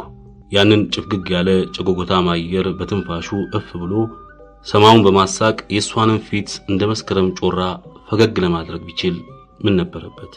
በይበልጥ የነካው የሳቂታ ፊቷ መጨለም ሳይሆን አይኑን ለመሸሽ የምታደርገው ጥረት ነበር። እግሬን በሰበረው ኑሮ አላለም፣ ፀሐዋን በኪሴ ይዤላት በመጣው ኑሮ የሚል ምኞት ነበር በልቡ ያደረው። በጠረጴዛ ላይ ፊት ለፊቷ ያስቀመጠችውን ያልፈነዳ ጽጌረዳ አበባን ተመለከተ። ቀጥልና የከንፈሯን ቀለም አየ። ከከንፈሯ ወደ አበባው አይኑን መላልሶ ወረወረ። አይኑን ለመሸሽ አንገቷን ደፋ አደረገች። ፀጉሯ ወደፊትና ወደ ኋላዋ ከንበል ስለሚል ካናቷ መሃል ትንሽ ሳዱላ መስላ ከምትታየው ቦታ ላይ አይኑ ለአንድ አፍታ ተጫወተ። ፈገግታሽ ጠፋ። በዚህ ዓለም ፈገግ የሚያደርግ ምን ነገር አለ? ሞልቶ። እኔ ግን በኑሮ ውስጥ ምንም የሚያስደስት ነገር አላየሁበትም። አስተውለህ ስትመለከተው ምን የሚያስደስት ነገር አለ? ምኑ ነው ጥሩ? እስቲ ስለ ኑሮ የማላቅ ወይም የማይገባኝ አይምሰልህ። ፈገግ የሚያሰኝ ነገር አይደለም። ተይ እባክሽ፣ ህይወት ውብ ናት፣ ብዙ ስቃይ ቢኖርባት። ግን ምን ሆነሻል? የማውቃት ሰብል አይደለሽም። አዝኛለሁ፣ በጣም አዝኛለሁ። ምን አገኘሽ? ስለ መጽሐፍ ምን ነው አልወደድሽውም? ታዲያስ? አንብቤዋለሁ፣ ግን ምን ብዬ እንደምነግርህ አላውቅም። በጣም ነው የማዝነው። ምንድን ነው? መጽሐፍ ግን ማታ ባሌ ቀደደው። ምን? ቡጭቅጭቅ አድርጎ ነው የጣለው። በጣም ነው ያዘንኩት። በእውነቱ ምን እንደምልህ ግራ ይገባኛል። ሌላ ቅጂ የለ? የለኝም። እኔ አላምንም። ለምን ኮፒ የለ? በእጄ ስለሆነ የምጽፈው እንደገና መገልበጡ ያደክመኛል። በካርቦን ብታደርገው ኖሮ እኮ ጥሩ ነበር። ሞክሬ ነበር፣ ደስ ስለማይለኝ ነው የተውኩት። ሐሳብ የሚመጣልኝ አንድ ወረቀት ላይ ነው። እኔ አላምንም። ለመሆኑ ለመጨረስ ምን ያህል ነበር የቀረ? 10 ምዕራፎች ብቻ ነው የሰጠውሽ። ለመጨረስ ገና ብዙ ይቀረኛል። እሱም አልሄድ ብሎ አስቸግሮኝ ነበር። እንዴ አታልቅሺ እንዴ! አንዴ ከተጻፈ ሁለተኛ ጊዜ ሊጻፍ ይቻላል። ማስታወሻ የወሰድኩበት ወረቀት ሁሉ አለ። ችግር የለም። ግን ልክ እንደ በፊቱ አይሆንም። ይሆናል። በእኔ ይሁንብሽ። እንደውም የተሻለ ይሆናል። የመጽሐፉ መቀደድ ሳላስበው ከሰማይ የወረደልኝ መና ነው። ይግረምሽና ወደፊት አልሄድ ብሎ አስቸግሮኝ ነበር። ከዳር ልታደርሰኝ ከፈለክ ወደ ኋላ እንመለስ ሲለኝ ኖሯል። ለካ እውነቴን ነው። ባይቀደድም ከስር ጀምሬ እንደገና ሳልጽፈው አልቀርም ነበር። እንደገና ጽፈዋለሁ። ቃል እገባልሻለሁ። ምንም የህሊና ወቀሳ ሊሰማሽ አይገባም። እሺ? እንዲያ ነው። አሁን ይሻላል የኔ ውብ። ምን አልክ? የኔ ውብ። ማንም እንዲህ ብሎኝ አያውቅም። ባልሽም? ባሌም ቢሆን እውር መሆን አለበት። ለሚስቶቻቸው ሲሆን ባሎች እውር ናቸው። በእጅ ያለ ወርቅ ከመዳብ እኩል ነው። እንደሱ ነው የትዳር ነገር። ለምን ቁጭ አትልም? ስራ አስፈታሻለሁ ብዬ ነው። አጣዳፊ ስራ የለኝም። አለቃሽ የለም እንዴ? ስብሰባ ላይ ነው። የውሸት ወይስ የእውነት ስብሰባ? አሁን ሳስበው የሚገኝበትን አድራሻ ትቶልኛል ሄደ። እንግዲያውስ የውሸት ስብሰባ ናት። ግን እኮ በጣም ቆንጆ ሚስት አለችው። በእጅ ያለ ወርቅ ከመዳብ እኩል ነው ብለሽ የለ? እውነት ነው። ለምን ይመስልሻል እንዴ የሚሆነው? አመል ሆኖባችሁ ነው። ወንዶች ስትባሉ የህፃንነት ጸባይ ያጠቃችኋል። ሳታድጉ ነው አርጅታችሁ የምትሞቱት። በሴቶች አይብስም? በፍጹም። እዚህ ላይ በጣም ተሳስተሃል። እኛ ሴቶች አንዴ ከወደድን እንወዳለን። ሌላው እንዲያለ አይመስለንም። የምታራክሱንም ለዚሁ ነው። እውነተኛ ፍቅር ላይ የተመሰረተ ጋብቻ ከሆነ ፍቅር የጋራ ስሜትና መተሳሰብ ይሆናል። እውነተኛ ፍቅር ወንድ ሴት አይልም። ነገሩ ግን ያለ እድል ሆኖ ብዙዎቻችን ጭፍን ስሜትንና ሰመመንን በእውነተኛ ፍቅር በመተርጎም ቸኩለን እንጋባለን። አይናችንን ስንከፍት ነገሩ ሌላ ሆኖ ይገኛል። ያ የሰመመን ጭምብል ሲወልቅ ብቅ የሚለው ያገጠጠ እውነታ ያስቀይማል። ነገሩ ጅብ ከሄደ ውሻ ጮኸ ነውና ብዙዎቹ ካለው እውነታ ጋር እንደምንም ታርቀው እድሜያቸውን ከመግፋት ሌላ ምርጫ የላቸውም። ሕይወት ብዙውን ጊዜ ታዳላለች፣ ፍትህ ይጎድላታል። እድለኞችና ልበ ብርቶች ብቻ ናቸው በነቁ ጊዜ የሕይወታቸውን መንገድ በሌላ አቅጣጫ ሊቀይሱ የሚችሉት። ብዙዎቻችን ዝም ብለን ነው የምንኖረው። በሌላ አንጻር ደግሞ ወዴት ነው የሕይወትን መንገድ የምንቀለብሰው? እና ለምን? አየሽ፣ ፍቅርና ኪነት አንድም ሁለትም ናቸው በእኔ ግምት። ማለቴ ፍጹም የሆነ ፍቅር ወይም ኪነት ላይ ለመድረስ ምን ስንማስን ብንውል፣ ምን ስንቧጥጥ ብንኖር ልንጨብጣቸው አንችልም። ተቃረብን ባልን ቁጥር እንደ በረሃ ኩሬ እየራቁን ይሄዳሉ። ለዚህ ነው ሕይወት ታዳላለች የምለው። አሁን ገና ሆዴ ገባ። ስለዚሁ ጉዳይ ላነጋግር ፈልጌ ነው ቆያልኩ። ባሌ መጽሐፍክን ለምን እንደቀደደው ሳትጠይቀኝ በመቅረትህ ገርሞኛል። ልትነግሪኝ ትፈልጊያለሽ? ካንተ ጋር የተለየ ግንኙነት ያለኝ መስሎት ነው። ይሄን ያህልስ እኔም ጠርጥሬያለሁ። ይቀናብሻል መሰለኝ። ቢቀናብሽም አይፈረድበትም። እንዴት? ውብነሻ። ባሌ ግን አስቀያሚ ደደብ ነው የሚያደርገኝ። ስድቡ ምሳና ራቴ ነው። ሞራሌን እየገደለው ነው። ይልቅ እሱ ነው ሊያስቀናኝ የሚፈልገው። ለምን ይመስልሻል? እኔ እንጃ። ውሃ ቀጠነ ብሎ ነው የሚሰድበኝ እና ደግሞ ሆን ብሎ ሊያስቀናኝ ይሞክራል። ቅናት የፍቅር ጥላ ነው። ከብት ያልዋለበት ኩበት አይለቀምም። ምናልባት የማታፈቅሪው እየመሰለው እንደሆነ። ልቤ ለፍቅር ቦታ የለውም። ሞልቶት? እንዴት ልቤ ለፍቅር ቦታ የለውም ትያለሽ? ለፍቅር ቦታ የሌለው ልብ የለም። የሚከፍተው ጥሩ ቁልፍ አጥቶ እንደሆነስ? ልቤ ተቆልፎ ነው የሚኖረው። ለምን? ልቤ ተቆልፎ የቀረው ከህፃንነቴ ጀምሮ ነው። ነገሩ እንዲህ ነው። እናቴን በጣም አድርጌ ወዳት ነበር። ከሷ አልለይም ነበር። ቀሚሷን ጨምድጄ ይዤ በገባች በወጣችበት ክፍል እከተላት ነበር። ትዝ ይለኛል። እንዲህ ከመጨረሻው ልንለያይ ወጥታ የምትመለስ አይመስለኝም ነበር። እሷም የኔ ነገር አይሆንላትም ነበር። ለአባቴ ይህን ያህልም ደንታ አልነበረኝም። ለእናቴ ያለኝ ፍቅር ብቻ ነበር የሚያንገበግበኝ። ቋንቋ ለቋንቋ ተግባብተን አልተነጋገርን። በአይን ስሜት ለኔ የነበራት ልዩ ፍቅር ይገባኝ ነበር። መልኳ አይረሳኝም።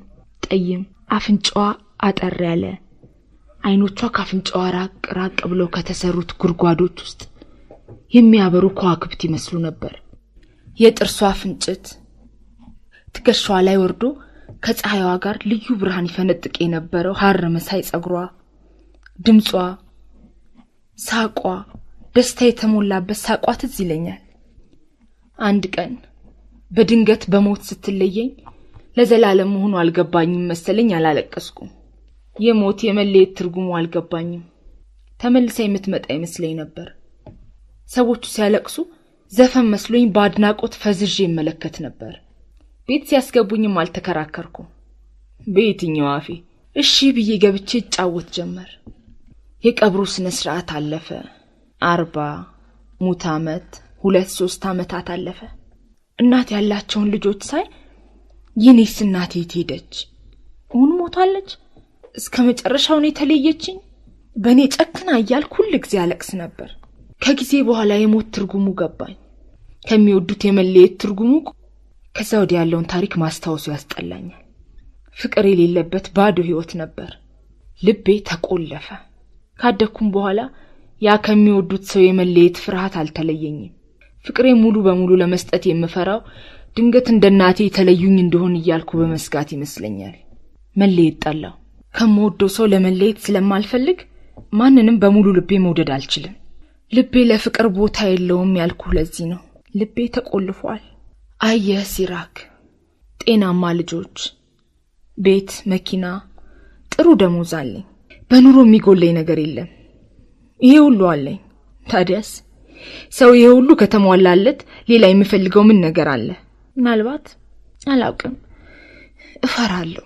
የምፈልገውን ልቤ የሚፈልገውን ለማወቅ ማለት ለማመን እፈራለሁ። ለምን አላውቅም። እስከ መቼ እንጃ። ማን ነው ታዲያ ከዚህ ፍርሃት እጄን ይዞ የሚያወጣኝ? የሌሎችን ድፍረት ብቻ አድንቆ ዝም ማለት የሚያስተወኝ?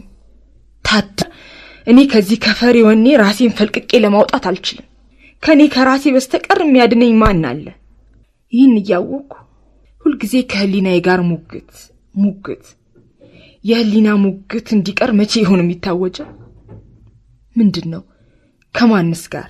ማንስ ለመርታት ነው ሁልጊዜ የምሟገተው? ተመልሶ እዚያው ህይወት ወደፊት ወደኋላ። አያሳዝንም የሰው ህይወት? አንተ እንዳልከው ህይወት ፍትህ ይጎላታል። አድሏዊ ናት። የሌሎችን ድፍረት ታድለው ምን ነው እንደነሱ ድፍረት በሰጠኝ እያልኩ ከማድነቅ ሌላ የራሴን ህይወት መኖር አልችልም። የራሴን ትቼ በሌሎች ህይወት ውስጥ ነው የምኖረው። ይግረምህና ለዚህ ነው ልብ ወለድ መጽሐፍ ማንበብ የምወደው። አሰለቸው መሰለኝ። ህይወት ልብ ወለድ ከህይወት ጋር ሲነጻጸር ባዶ ነው። በእውነት ባዶ ነው። የራሴን ችግር ሳወራ ያንተን መጽሐፍ ረሳሁ። በጣም ነው ያዘንኩት። በርግጥ እንደገና ተጽፏል። ቃል እገባልሻለሁ። ወደፊት ግን 3-4 ቅጂ ማኖር አለብህ። በታይፕ ረዳሃለሁ። አብረን እንጽፈዋለን። ታድዬ፣ በነገራችን ላይ አቤት፣ ወዶ መለየት አዲስ ነገር አይደለም። እኔን ግን ያስፈራኛል። ያለ ወደፊትም የሚደርስ ነው። የፍቅር ቅመሙ ታዲያ ከመኑ ላይ መሰለሽ? መለየት መኖሩን ከማወቅ ላይ ነው። እንደ ህይወት ማለት ነው። ሞት ባይኖር የህይወት ጣዕም እንዴት አድርጎ እንደሚገባን አላውቅም። ይገባን እንደሆነ ማለቴ ነው። ለማንኛውም ነገር ህይወት ብዙ ቁስል፣ ብዙ ጠባሳ ሳትተው እንዲሁ አትለቀንም። ይህች አጭር ህይወት ጣጣዋ ብዙ ነው። ልክ እንደምትናገረው በጻፍክ። እንደምናገረው አልጽፍም እንዴ? እስካሁን ድረስ ስለ ድርሰቴ እንደዚህ ያለ ገንቢ ሂስ ሰምቼ አላውቅም ነበር። ከጻፍክ ገና ብዙ ሰማሃለሁ። የምኖረው ለመጻፍ ነው። እየጻፍኩ ለመኖር ብችል ምንኛ በታደልኩ። ጀንበር ስትወጣ ስትጠልቅ፣ ሰማዩ በቀለማት ሲደምቅ፣ ዝናብ ሲዘንብ ሲያባራ፣ ሰማዩ ሲጠቁር ሲጠራ፣ መብረቅ እንደ ሰይፍ ሰማዩን ሰንጥቆ ሲሄድ፣ ወይም የከተማ ጎርፍ ምኑን ምናምኑን ጠርጎ ጠራርጎ ሲወርድ፣ የጠዋት ጭጋግ ባመዳም እጁ ሲዳስስ የከተማውን ጣራ፣ ሕፃን ከእንቅልፉ ነቅቶ ሲንጠራራ፣ እማማ አባባ እያለ ሲጣራ፣ ሠራተኛ እያዛጋ ሲሮጥ ወደ ሥራ፣ የጨረር ወስፌ ቤት ስትገባ መስኮቱን ሰርስራ፣ ጭጋግ ጠፍቶ ጤዛ ሲረግፍ ስትወጣ ጮራ፣ ከብቶች እምቧ እያሉ ከበረት ለመውጣት ሲጓጉ፣ እጽዋት ደረታቸውን ወደ ፀሐይ ሲዘረጉ፣ የጽጌረዳ እምቡጦች ጥርስ አውጥተው ሲስቁ፣ አዕዋፍ በእልልታ ኩሬ ውስጥ ሲንቦጫረቁ፣ ጥጆችና ግልገሎች ሜዳ ላይ ሲቦርቁ፣ ሕይወት የውበት ጠጅ ጠጥቶ ይሰክራል፣ ሱስ ይሆናል፣ ሱስ ይሆናል።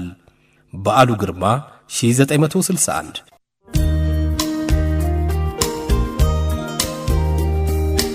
አንጋፋው ደራሲና ጋዜጠኛ አበራ ለማም ስለ በዓሉ ግርማ የተናገሩት ይህንን ነው።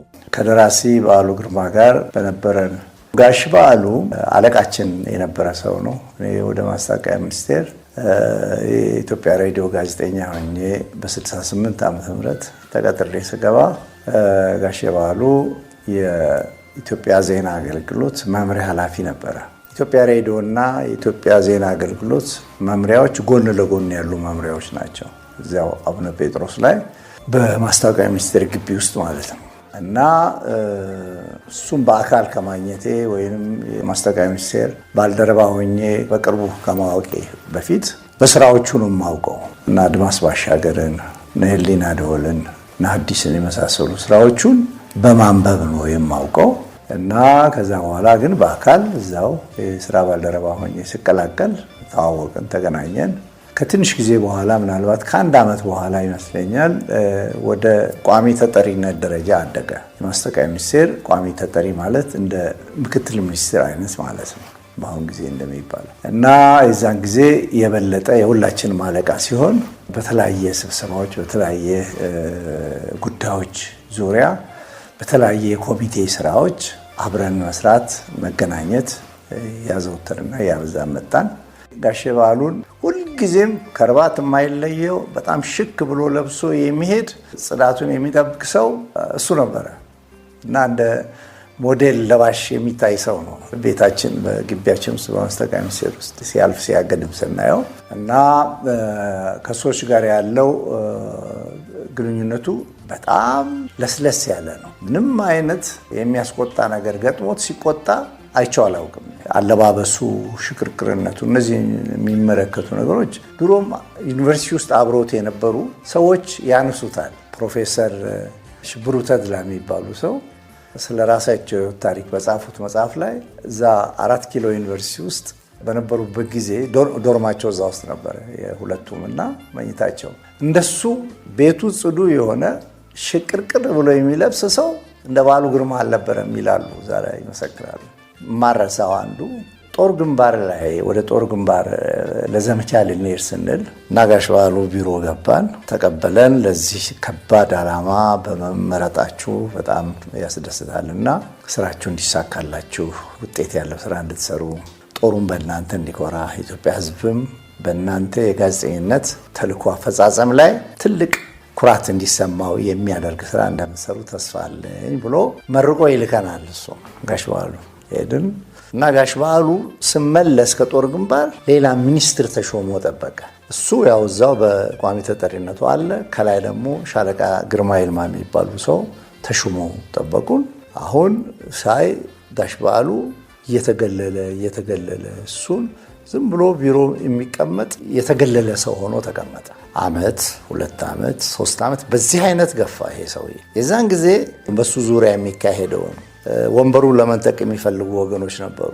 ምክትል ሚኒስትር መሆን ቀላል ነገር አይደለም እና ጋሽ በዓሉን በቃ ቁም ስቅል ከሚያሳዩ ሰዎች ነምበር 1 ወይም ቁጥር 1 አስተባባሪ ሆነ። በሱ ዙሪያ በጋሽ በዓሉ ዙሪያ ሰላም የሚነሱትን ሰዎች የሚያስተባብር ዋና ቁንጮ ሰው ሆነ። በዚህ ምክንያት ጋሽ በዓሉ ያችን ተገልሎ የኖረባትን 2-3 ዓመት ቢሮ ተቀምጦ መጽሐፍ ጀመረ። ይህንን ድንቅ የሆነ ምጸት መጽሐፍ የቀይ ኮከብ ጥሪ የሚለውን ቁጭ ብሎ እዛ ራሳቸውን እነዚህን ሰላም የነሱትን የማስታወቂያ ሚኒስቴር ባልደረቦች ገጸ ባህሪያት አድርጓቸው ሰራባቸው፣ ጻፈባቸው። ጥሩ አድርገው ጻፈባቸው። መጽሐፉ ከወጣ በኋላ በቃ አበዱ። ጠቅላላውን በቃ እኛ አብረን እዛ ለምንኖረው ሰዎች ይሄ እከሌ ነው፣ ይሄ ገጸ ባህሪ ይሄ ነው እያል መጠቆም የሚያስችል አይነት አጻጻፍ ነው የጻፈው። እና ጋሽ በዓሉ እንግዲህ እግረ መንገዳችን ካነሳ ነው የሱ አጻጻፍ ስልት በተጠኑ ገጸ ባህሪያት ላይ የሚሄድ ሰው ነው። ባጠናቸው ባወቃቸው ቅርብ በሆኑ ሰዎች ላይ እንጂ በዝም ብሎ በኢማጂኔሽን በስሜት በሐሳብ በቀረጻቸው ሰዎች ላይ የሚሄደው በጣም ጥቂት ነው። አብዛኞቹ በህይወት ያሉ ያጠናቸው የቅርብ የሥራ ባልደረቦቹ ወይ ጓደኞቹ ወይንም የመንደሩ ሰው ሊሆን ይችላል። እንደዚህ አይነት ሰዎች ላይ ይሰራል። ዘመናት እየገፉ ሄዶ ቀይ ኮከብ ጥሪን ደራሲውን ከጻፈ በኋላ ትንሽ ደርግ አካባቢም ይሄ ሰውዬ እየተንቀሳቀሰ ነው፣ ፍሬያማ እየሆነ ነው የሚለውን ስነ ጽሁፋዊ ስራውን እያዩ አክብሮት ይሰጡት ጀመር እንጂ በደርግ አካባቢም በቃ ተረስቷል። እሱ ቀደም ብሎ ያው ለኮሎኔል መንግስቱ እኛን ጋዜጠኞቹን አስተባብሮ ይዞን የሚሄደውና ፕሬስ ኮንፈረንስ ሲሰጥ የምንሰራው በሱ መሪነት ነው። እሱ ነው አስተባብሮን የመምሪያ ይዞን የሚሄደው ወደ ቤተ መንግስት። ይሄ ነገር ግን ቀርቶ ነበር ኋላ ዘመን ሻለቃ ግርማ ይልማ ሚኒስትር ከሆነ በኋላ ቀረ እና የት እንዳለ ጋሽ በዓሉ የተረሳ ይመስላል፣ ረስተውታል። እና ግን እዛችሁ ወንበሩ ላይ በቋሚ ተጠሪነት ተቀምጦ ነበር እና እንዲህ እያለ ከነዚህ መጽሐፎች ከወጡ በኋላ ወደ ደርግ እይታ እንደገና ተመለሰ። ኢምፖርታንት ሰው እኮ ጠቃሚ ሰው እኮ በዓሉ ግርማ አለን፣ እንዲህ ያለ ሰው አለን የሚለውን ለኮሎኔል መንግስቱ መጥቀስና እሱን መጥራት ወይንም ስራ ማሰራት ጀመሩ። በዚያ ሰበብ ነው ቀይ ኮከብ ዘመቻ ወደ ኤርትራ ተነስቶ አብሮ የጋዜጠኞቹ አስተባባሪ ሆኖ ዘመቻ የሄደው ጋሼ በዓሉ እዛ ሄዶ ኦሮማይን ሊሰራ የቻለው። አሁን ኦሮማይን ሰርቶ ከመጣ በኋላ ያው እሱ እንደ ደራሲ የተሰማውን ውስጡ ውሎ ያደረውን የተመለከተውን ስራ ነው እዚህ ላይ ያስቀመጠው። ግራና ቀኙን ገጸ ባህሪያቶቹን ቅድም እንዳልኩት በህይወት ያሉ ብዙዎቹ በህይወት ያሉ ስማቸው ብቻ የተቀየረ የደርግ ሹማምንቶች፣ ሚኒስትሮች፣ የደርግ አባላት ናቸው እዚህ ውስጥ ያሉት። ያን አድርጎ ድንቅ የሆነ ታሪካዊ ልቦለድ ነው የሰራው። ያንን ከሰራ በኋላ እዛ ውስጥ የተጠቀሱ አንዳንድ ገጸ ባህሪያቶች ደርግ ሹማምንቶች አሉ። እነዚህ ሰዎች አልወደዱትም።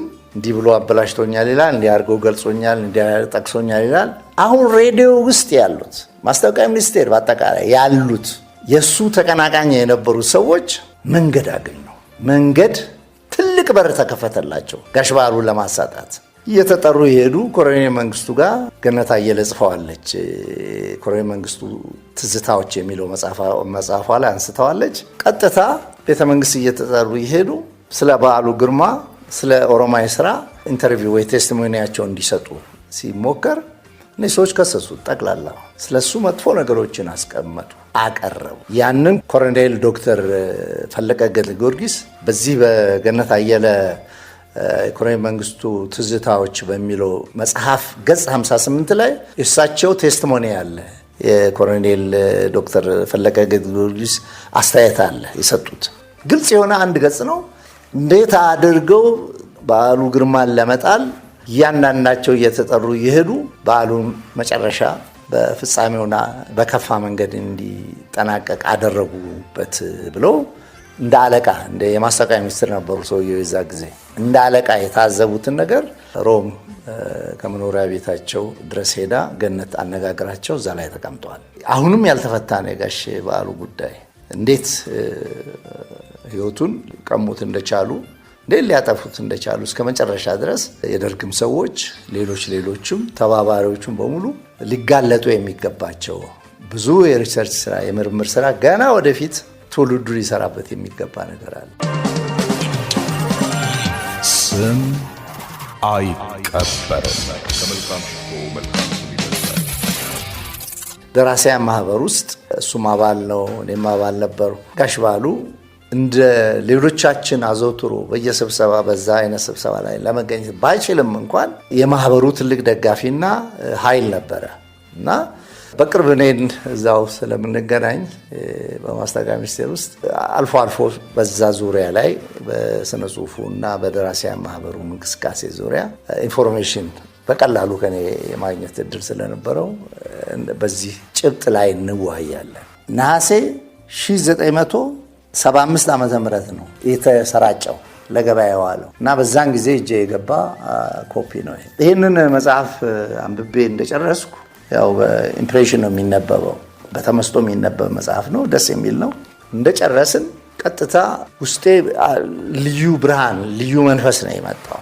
አንብቤ ከጨረስኩ በኋላ ጋሽ በዓሉን የማይበት ብርሃን ሌላ ነው፣ ሌላ መብራት ነው፣ ሌላ ፈለግ ነው የሚታየው እና ፊያሜታ እምባባ የምትል ግጥም ጻፍኩበት በዚህ ላይ በተሰማኝ ስሜት ላይ እና እቺ ፊያሜታ እምባባ 1-2 ገጽ ግጥም ነች። እሷን ሰርቼ እንደጨረስኩ ወስጄ ለሱ ልሰጠው ሄድኩኝ። ልሰጠው ሄድኩለታ እሱ ከማስታወቂያ ሚኒስቴር ተባሮ ከዛሬ ጀምሮ ከመንግስት ስራና ኃላፊነት የተወገዱ መሆኑን ገልጻለሁ የሚል ሻምበል ፍቅረ ስላሴ ወግደረስ የዛን ዘመኑ ጠቅላይ ሚኒስትር የጻፈው ደብዳቤ ነው። ያ ደብዳቤ ደርሶት እቃ ሲያስረክብ ነው ቢሮ የደረስኩት። እኔ ግን የሄድኩት ፊያሜታ እምባባን ኮፒ ልሰጠው ነው። በርታ፣ ጥሩ ስራን የሰራው አርአያችን ነህ፣ ሞዴላችን ነህ ለማለት ነው የሄድኩት። ስደርስ ግን በጣም የተተረማመሰ ቢሮ ውስጥ ደረስኩኝ። መንፈስ ውስጥ እያለ አንድ ጸሐፊው አለች፣ እሷ ፋይሎችን እያወጣች ኮምፓይል ታደርጋለች፣ ትለያለች፣ እሱም ደግሞ እያነሳ ያቀብላል። እንደዚህ በሆነበት ሰዓት ላይ ቀጥሮኝ ስለነበረ ነው የሄድኩት። ቅዳሜ ቀን ነው ቀጥሮኝ ስለነበረ ቀደም ብሎ ተነስቼ ሲሄድ እንደዛ አለ። ትርምስ ላይ ደረስኩ። ግጥሙን ሰጠሁት። ለምን ነበር የፈለከኝ? አይ ይህን መጽሐፍ አንብቤ እንዲህ ያለ ስሜት በጣም ውስጤ ያድረዋል እና ግጥሙ ራሱን ይገልጻል እና እንካልኩት። አየው ቆሞ ነበረ እቃውን ፋይሎቹ እንደዚህ እንትን የሚያስረክብ የነበረው እና በዛው እንደቆመ ግጥሙን 2 ገጽ አንብቦ ጨረሰ። ቢያንስ ከደራሲዎች ከስራ ባልደረቦቼ እንዲህ አይነት ማበረታቻ ማግኘቴ እኔን ያጽናናኛል፣ አመሰግናለሁ ብሎ እምባና ተናነቀው። እምባ ሲተናነቀው ወደ ኋላው ዞረ። ሲዞር መስኮት አለችው፣ ትንሽ መስኮት አለችው። የምስራቅን ፀሐይ ቀጥታ ወደ ቢሮ የምትረጭና ወንበሩን ብርሃን በብርሃን የምታደርግ ወደዛ ዞረው አለቀሰ። እምባውን ጠራረገ፣ እንትን አለ። ከዛ አመሰግናለሁ አበራ። እኔም አልቻልኩም፣ ያው እምባ መጣ። በዛ በተጨናነቀ ሁኔታ አመሰግናለሁ አለኝ። እኔም ተነስቼ ከዚህ በላይ መቆምም መቀመጥም አይቻልም። እዛ ተነስቼ ወጣ። ስም አይቀበርም።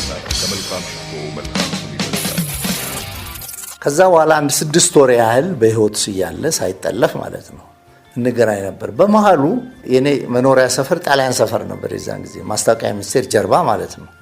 ከዛ ጋር ተነስቼ እዛን ጊዜ አንበሳ አውቶቡስ ውስጥ ገብቼ ነበረ የህዝብ ግንኙነት ኃላፊ ሆኜ እዛ ተቀጥሬ ገብቼ ጠዋት ከሰፈር የወጣና አሮጌ ፖስታ ቤት ጋር ሰርቪስ ይጠብቀኛል። በዛ በሰርቪስ ነው ወደ ቢሮ የሚሄደው። ወደ አንበሳ ልደታ ነው የአንበሳ ቢሮ የዛ ጊዜ ወደዛ ለመሄድ እና እንደዚህ ሲሄድ ከሰፈሩ ስወጣ የስልክ እንጨት ላይ አንድ ነጭ ወረቀት ተለጥፎ አየሁኝ። ትኩስ ወረቀት ጠጋ ብዬ ሳየው በዓሉ ግርማ የሚባል የመንግስት እንዲህ የነበረ የት እንደገባ የማይታወቅ ስለጠፋ በተገኘበት ቦታ ያገኛችሁት ሁሉ እንድታሳውቁን የሚል ህዝብ ደህንነት የለጠፈው ማስታወቂያ ነው። እስከ ዛሬ የሚቆጨኝ በዛን ጊዜ ሞባይል የለ፣ ፎቶግራፍ ካሜራ የለ።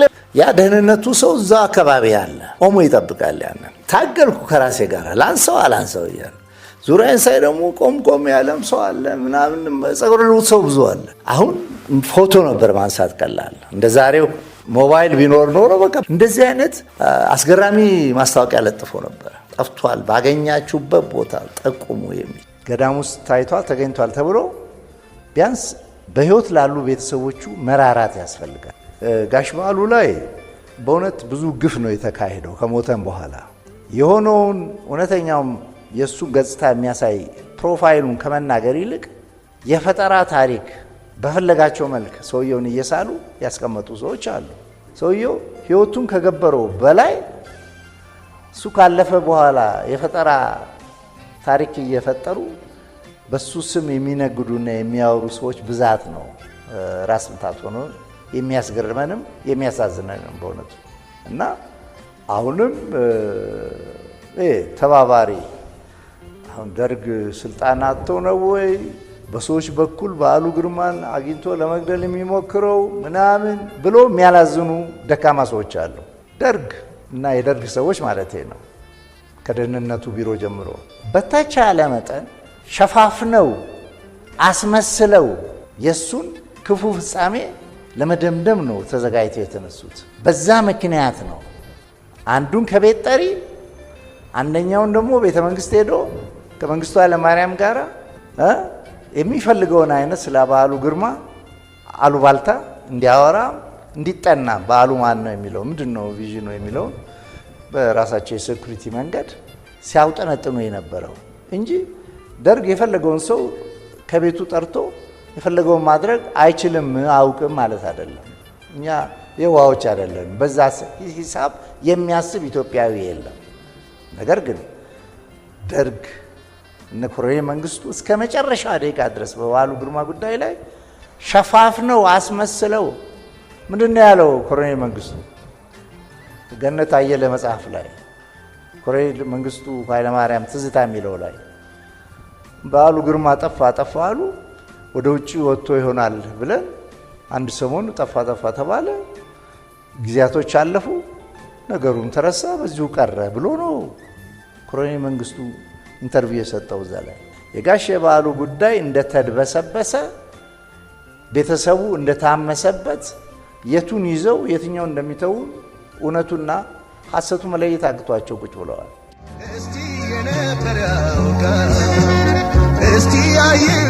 አበባዬ አፍርቶ እሸቱ ካማረህ እንደ ባዕድ ቆመህ ለምን ታየኛለህ? ለብዙ ዘመናት እጆቼን ዘርግቼ በጾም በጸሎቴ እኔም ማልደው በዛጉ እጆቹ ለራሱ ከሚቆርስ ሰውረኛ አምላኬ እያልኩ በለቅሶ ነው።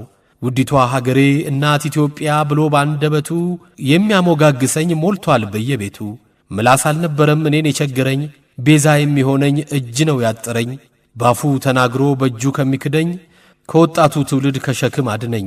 ከጋሬጣው ሳመልጥ ቆንጥር አበሳዬ ሸማዬ አልቆብኝ ሲታይ ገበናዬ። ሰሩልኝ መርፌ ስል ልጆቼ ተምረው ተኝተው ቀሩብኝ በቀለም ሰክረው። ቀለም ካሰከረው እጁ ከማይሰራ አምላኬ ጠብቀኝ ሰውረኝ አደራ እያልኩ መማጠኔን አልተውም በርትቼ ወደ ፈጣሪ እጆቼን ዘርግቼ።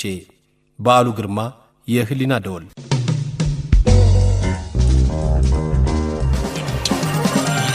ስም አይቀበርም። ከመልካም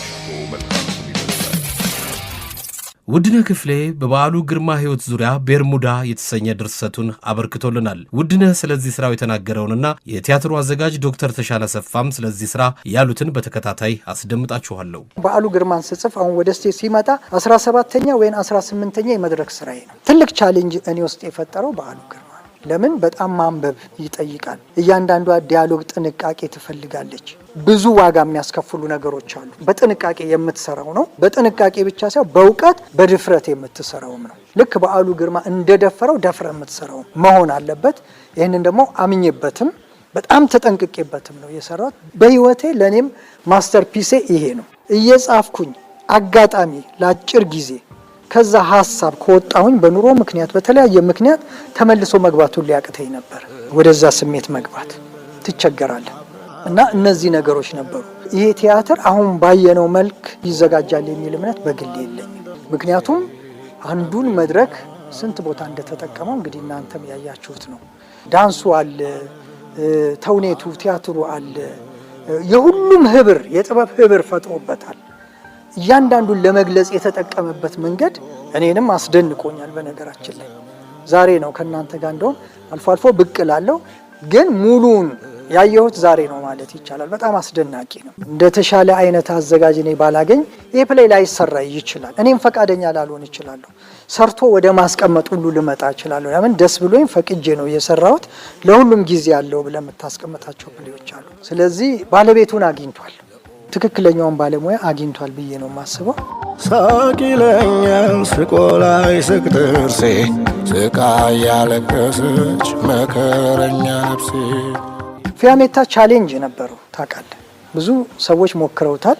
በደብል ካስትም አሉ በዛ ብለው ነው ያሉት ፊያሜታ። አስደናቂ አክተር ነው ያገኘነው እውነት ለመናገር ይህም ለኢትዮጵያ ቲያትር አንድ ግብአት አንድ አክተር አገኘን ማለት ነው። እንግዲህ እንዳያችኋት ነው እንደተሳለችው ነው። እኔ እንደውም ፎቶ ላይ መጀመሪያ ላይ ሳያት ወፈር ብላ ፌስቡክ ላይ የተለቀቀ አለ አይደለችም። በቃ ልክ እንደ ፊያሜታ ረጅም ነው ቁመቷ። ቅጥነቷንም ስታይ በተለይ አለባበሷንም የሀገር ልብሱንም ሌሎቹንም ስትለብስ እንደገና አነጋገሯ ደግሞ ከብዶን የነበረው አነጋገሯ ነው፣ አክሰንቷ። እነዚህን ነገሮች ሁሉ ጠብቆ እዚህ ደረጃ ላይ ያደረሰው ተሻለ ነው።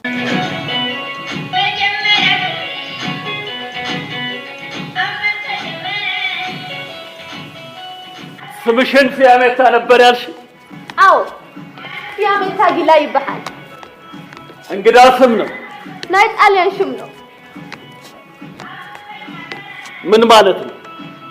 ትንሽ ነበልባል ማለት ነው። እንደ አንድ ፍልስፍና ቁጭ ያሉ ስናጠናቸው የነበሩ ፍልስፍናዎች አይነት አይደለም። ከዛ በጣም የወጣ ነው። ትልቁም ነገር ደግሞ ይሄ ነው። ብዙ ጊዜ እየተቀበልን አይደለም እንሰራው የውጮቹን ኢምፖርት እያደረገን የዛን ፊሎሶፊ ነው የምናንጸባርቀው። ብዙ ጊዜ እዚህ ቦታ ላይ ይውልኛል ምለው ነገር አይደለም። አዲስ እይታ ነው እና ምናልባት ለጥናት አድራጊዎች ትልቅ ግብዣ ነው ማደርገውና እስቲ ያውጡ ከሀገራችን ጻፊ ከሀገራችን የቲያትር ሰዎች አዲስ ስታይል ይውጣና ደግሞ ወደ ዓለም ደግሞ ኤክስፖርት እናድርግኛ። ምን ነው ስላንቺ ምንም ማላውቅ ሞኝ ያደረግሽኝ ንሳ ስለኔ ምንድነው ያወቅሽው? ስላንቺ ምንም ማላውቀው ነገር አለ። ፈጠራችሁ ሁሉም ነገር እኮ ተቋሽቶ ወዴት ሸሸሽ? የልቤን ማናገር ተናገሪ አባቴ ሞት የማፍርበት ታሪክ የለኝም። ማፈርማ አለብሽ።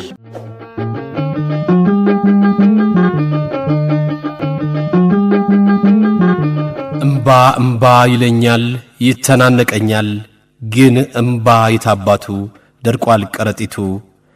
ሳቅም ይለኛል ስቆ ላይ ስቅ ጥርሴ፣ ስቃ እያለቀሰች መከረኛ ነፍሴ። በዓሉ ግርማ። እምባይ ይተናነቀኛል ገና እምባ ምን አባቱ። በዓሉ ግርማ በ48 ዓመት ዕድሜው ነበር በ1976 ዓመተ ምህረት እንደተሰወረ የቀረው። የዛሬን አበቃን። ሳምንት ሌላ ባለውለታችንን እናስባለን። አብራችሁን ስለቆያችሁ እናመሰግናለን። ሌሊቱ ሰላማዊና የተባረከ ይሁንላችሁ። ኢትዮጵያ ለዘላለም ትኑር። ስም አይቀበርም። በምድር ላይ በተመላለሱባቸው ዘመናት ለአገር ለወገን የላቀ ሥራ ያበረከቱ በአጸደ ሥጋ የተለዩን ስመጥር ሰዎች የሚታወሱበት ዝግጅት ስም አይቀበርም። ሕያው ስማቸው ከነግብራቸው ይወደሳል። ዘወትር ሮብ ከምሽቱ 3 እስከ 5 ሰዓት በእናንተው ሬዲዮ በሸገር ኤፍኤም 102.1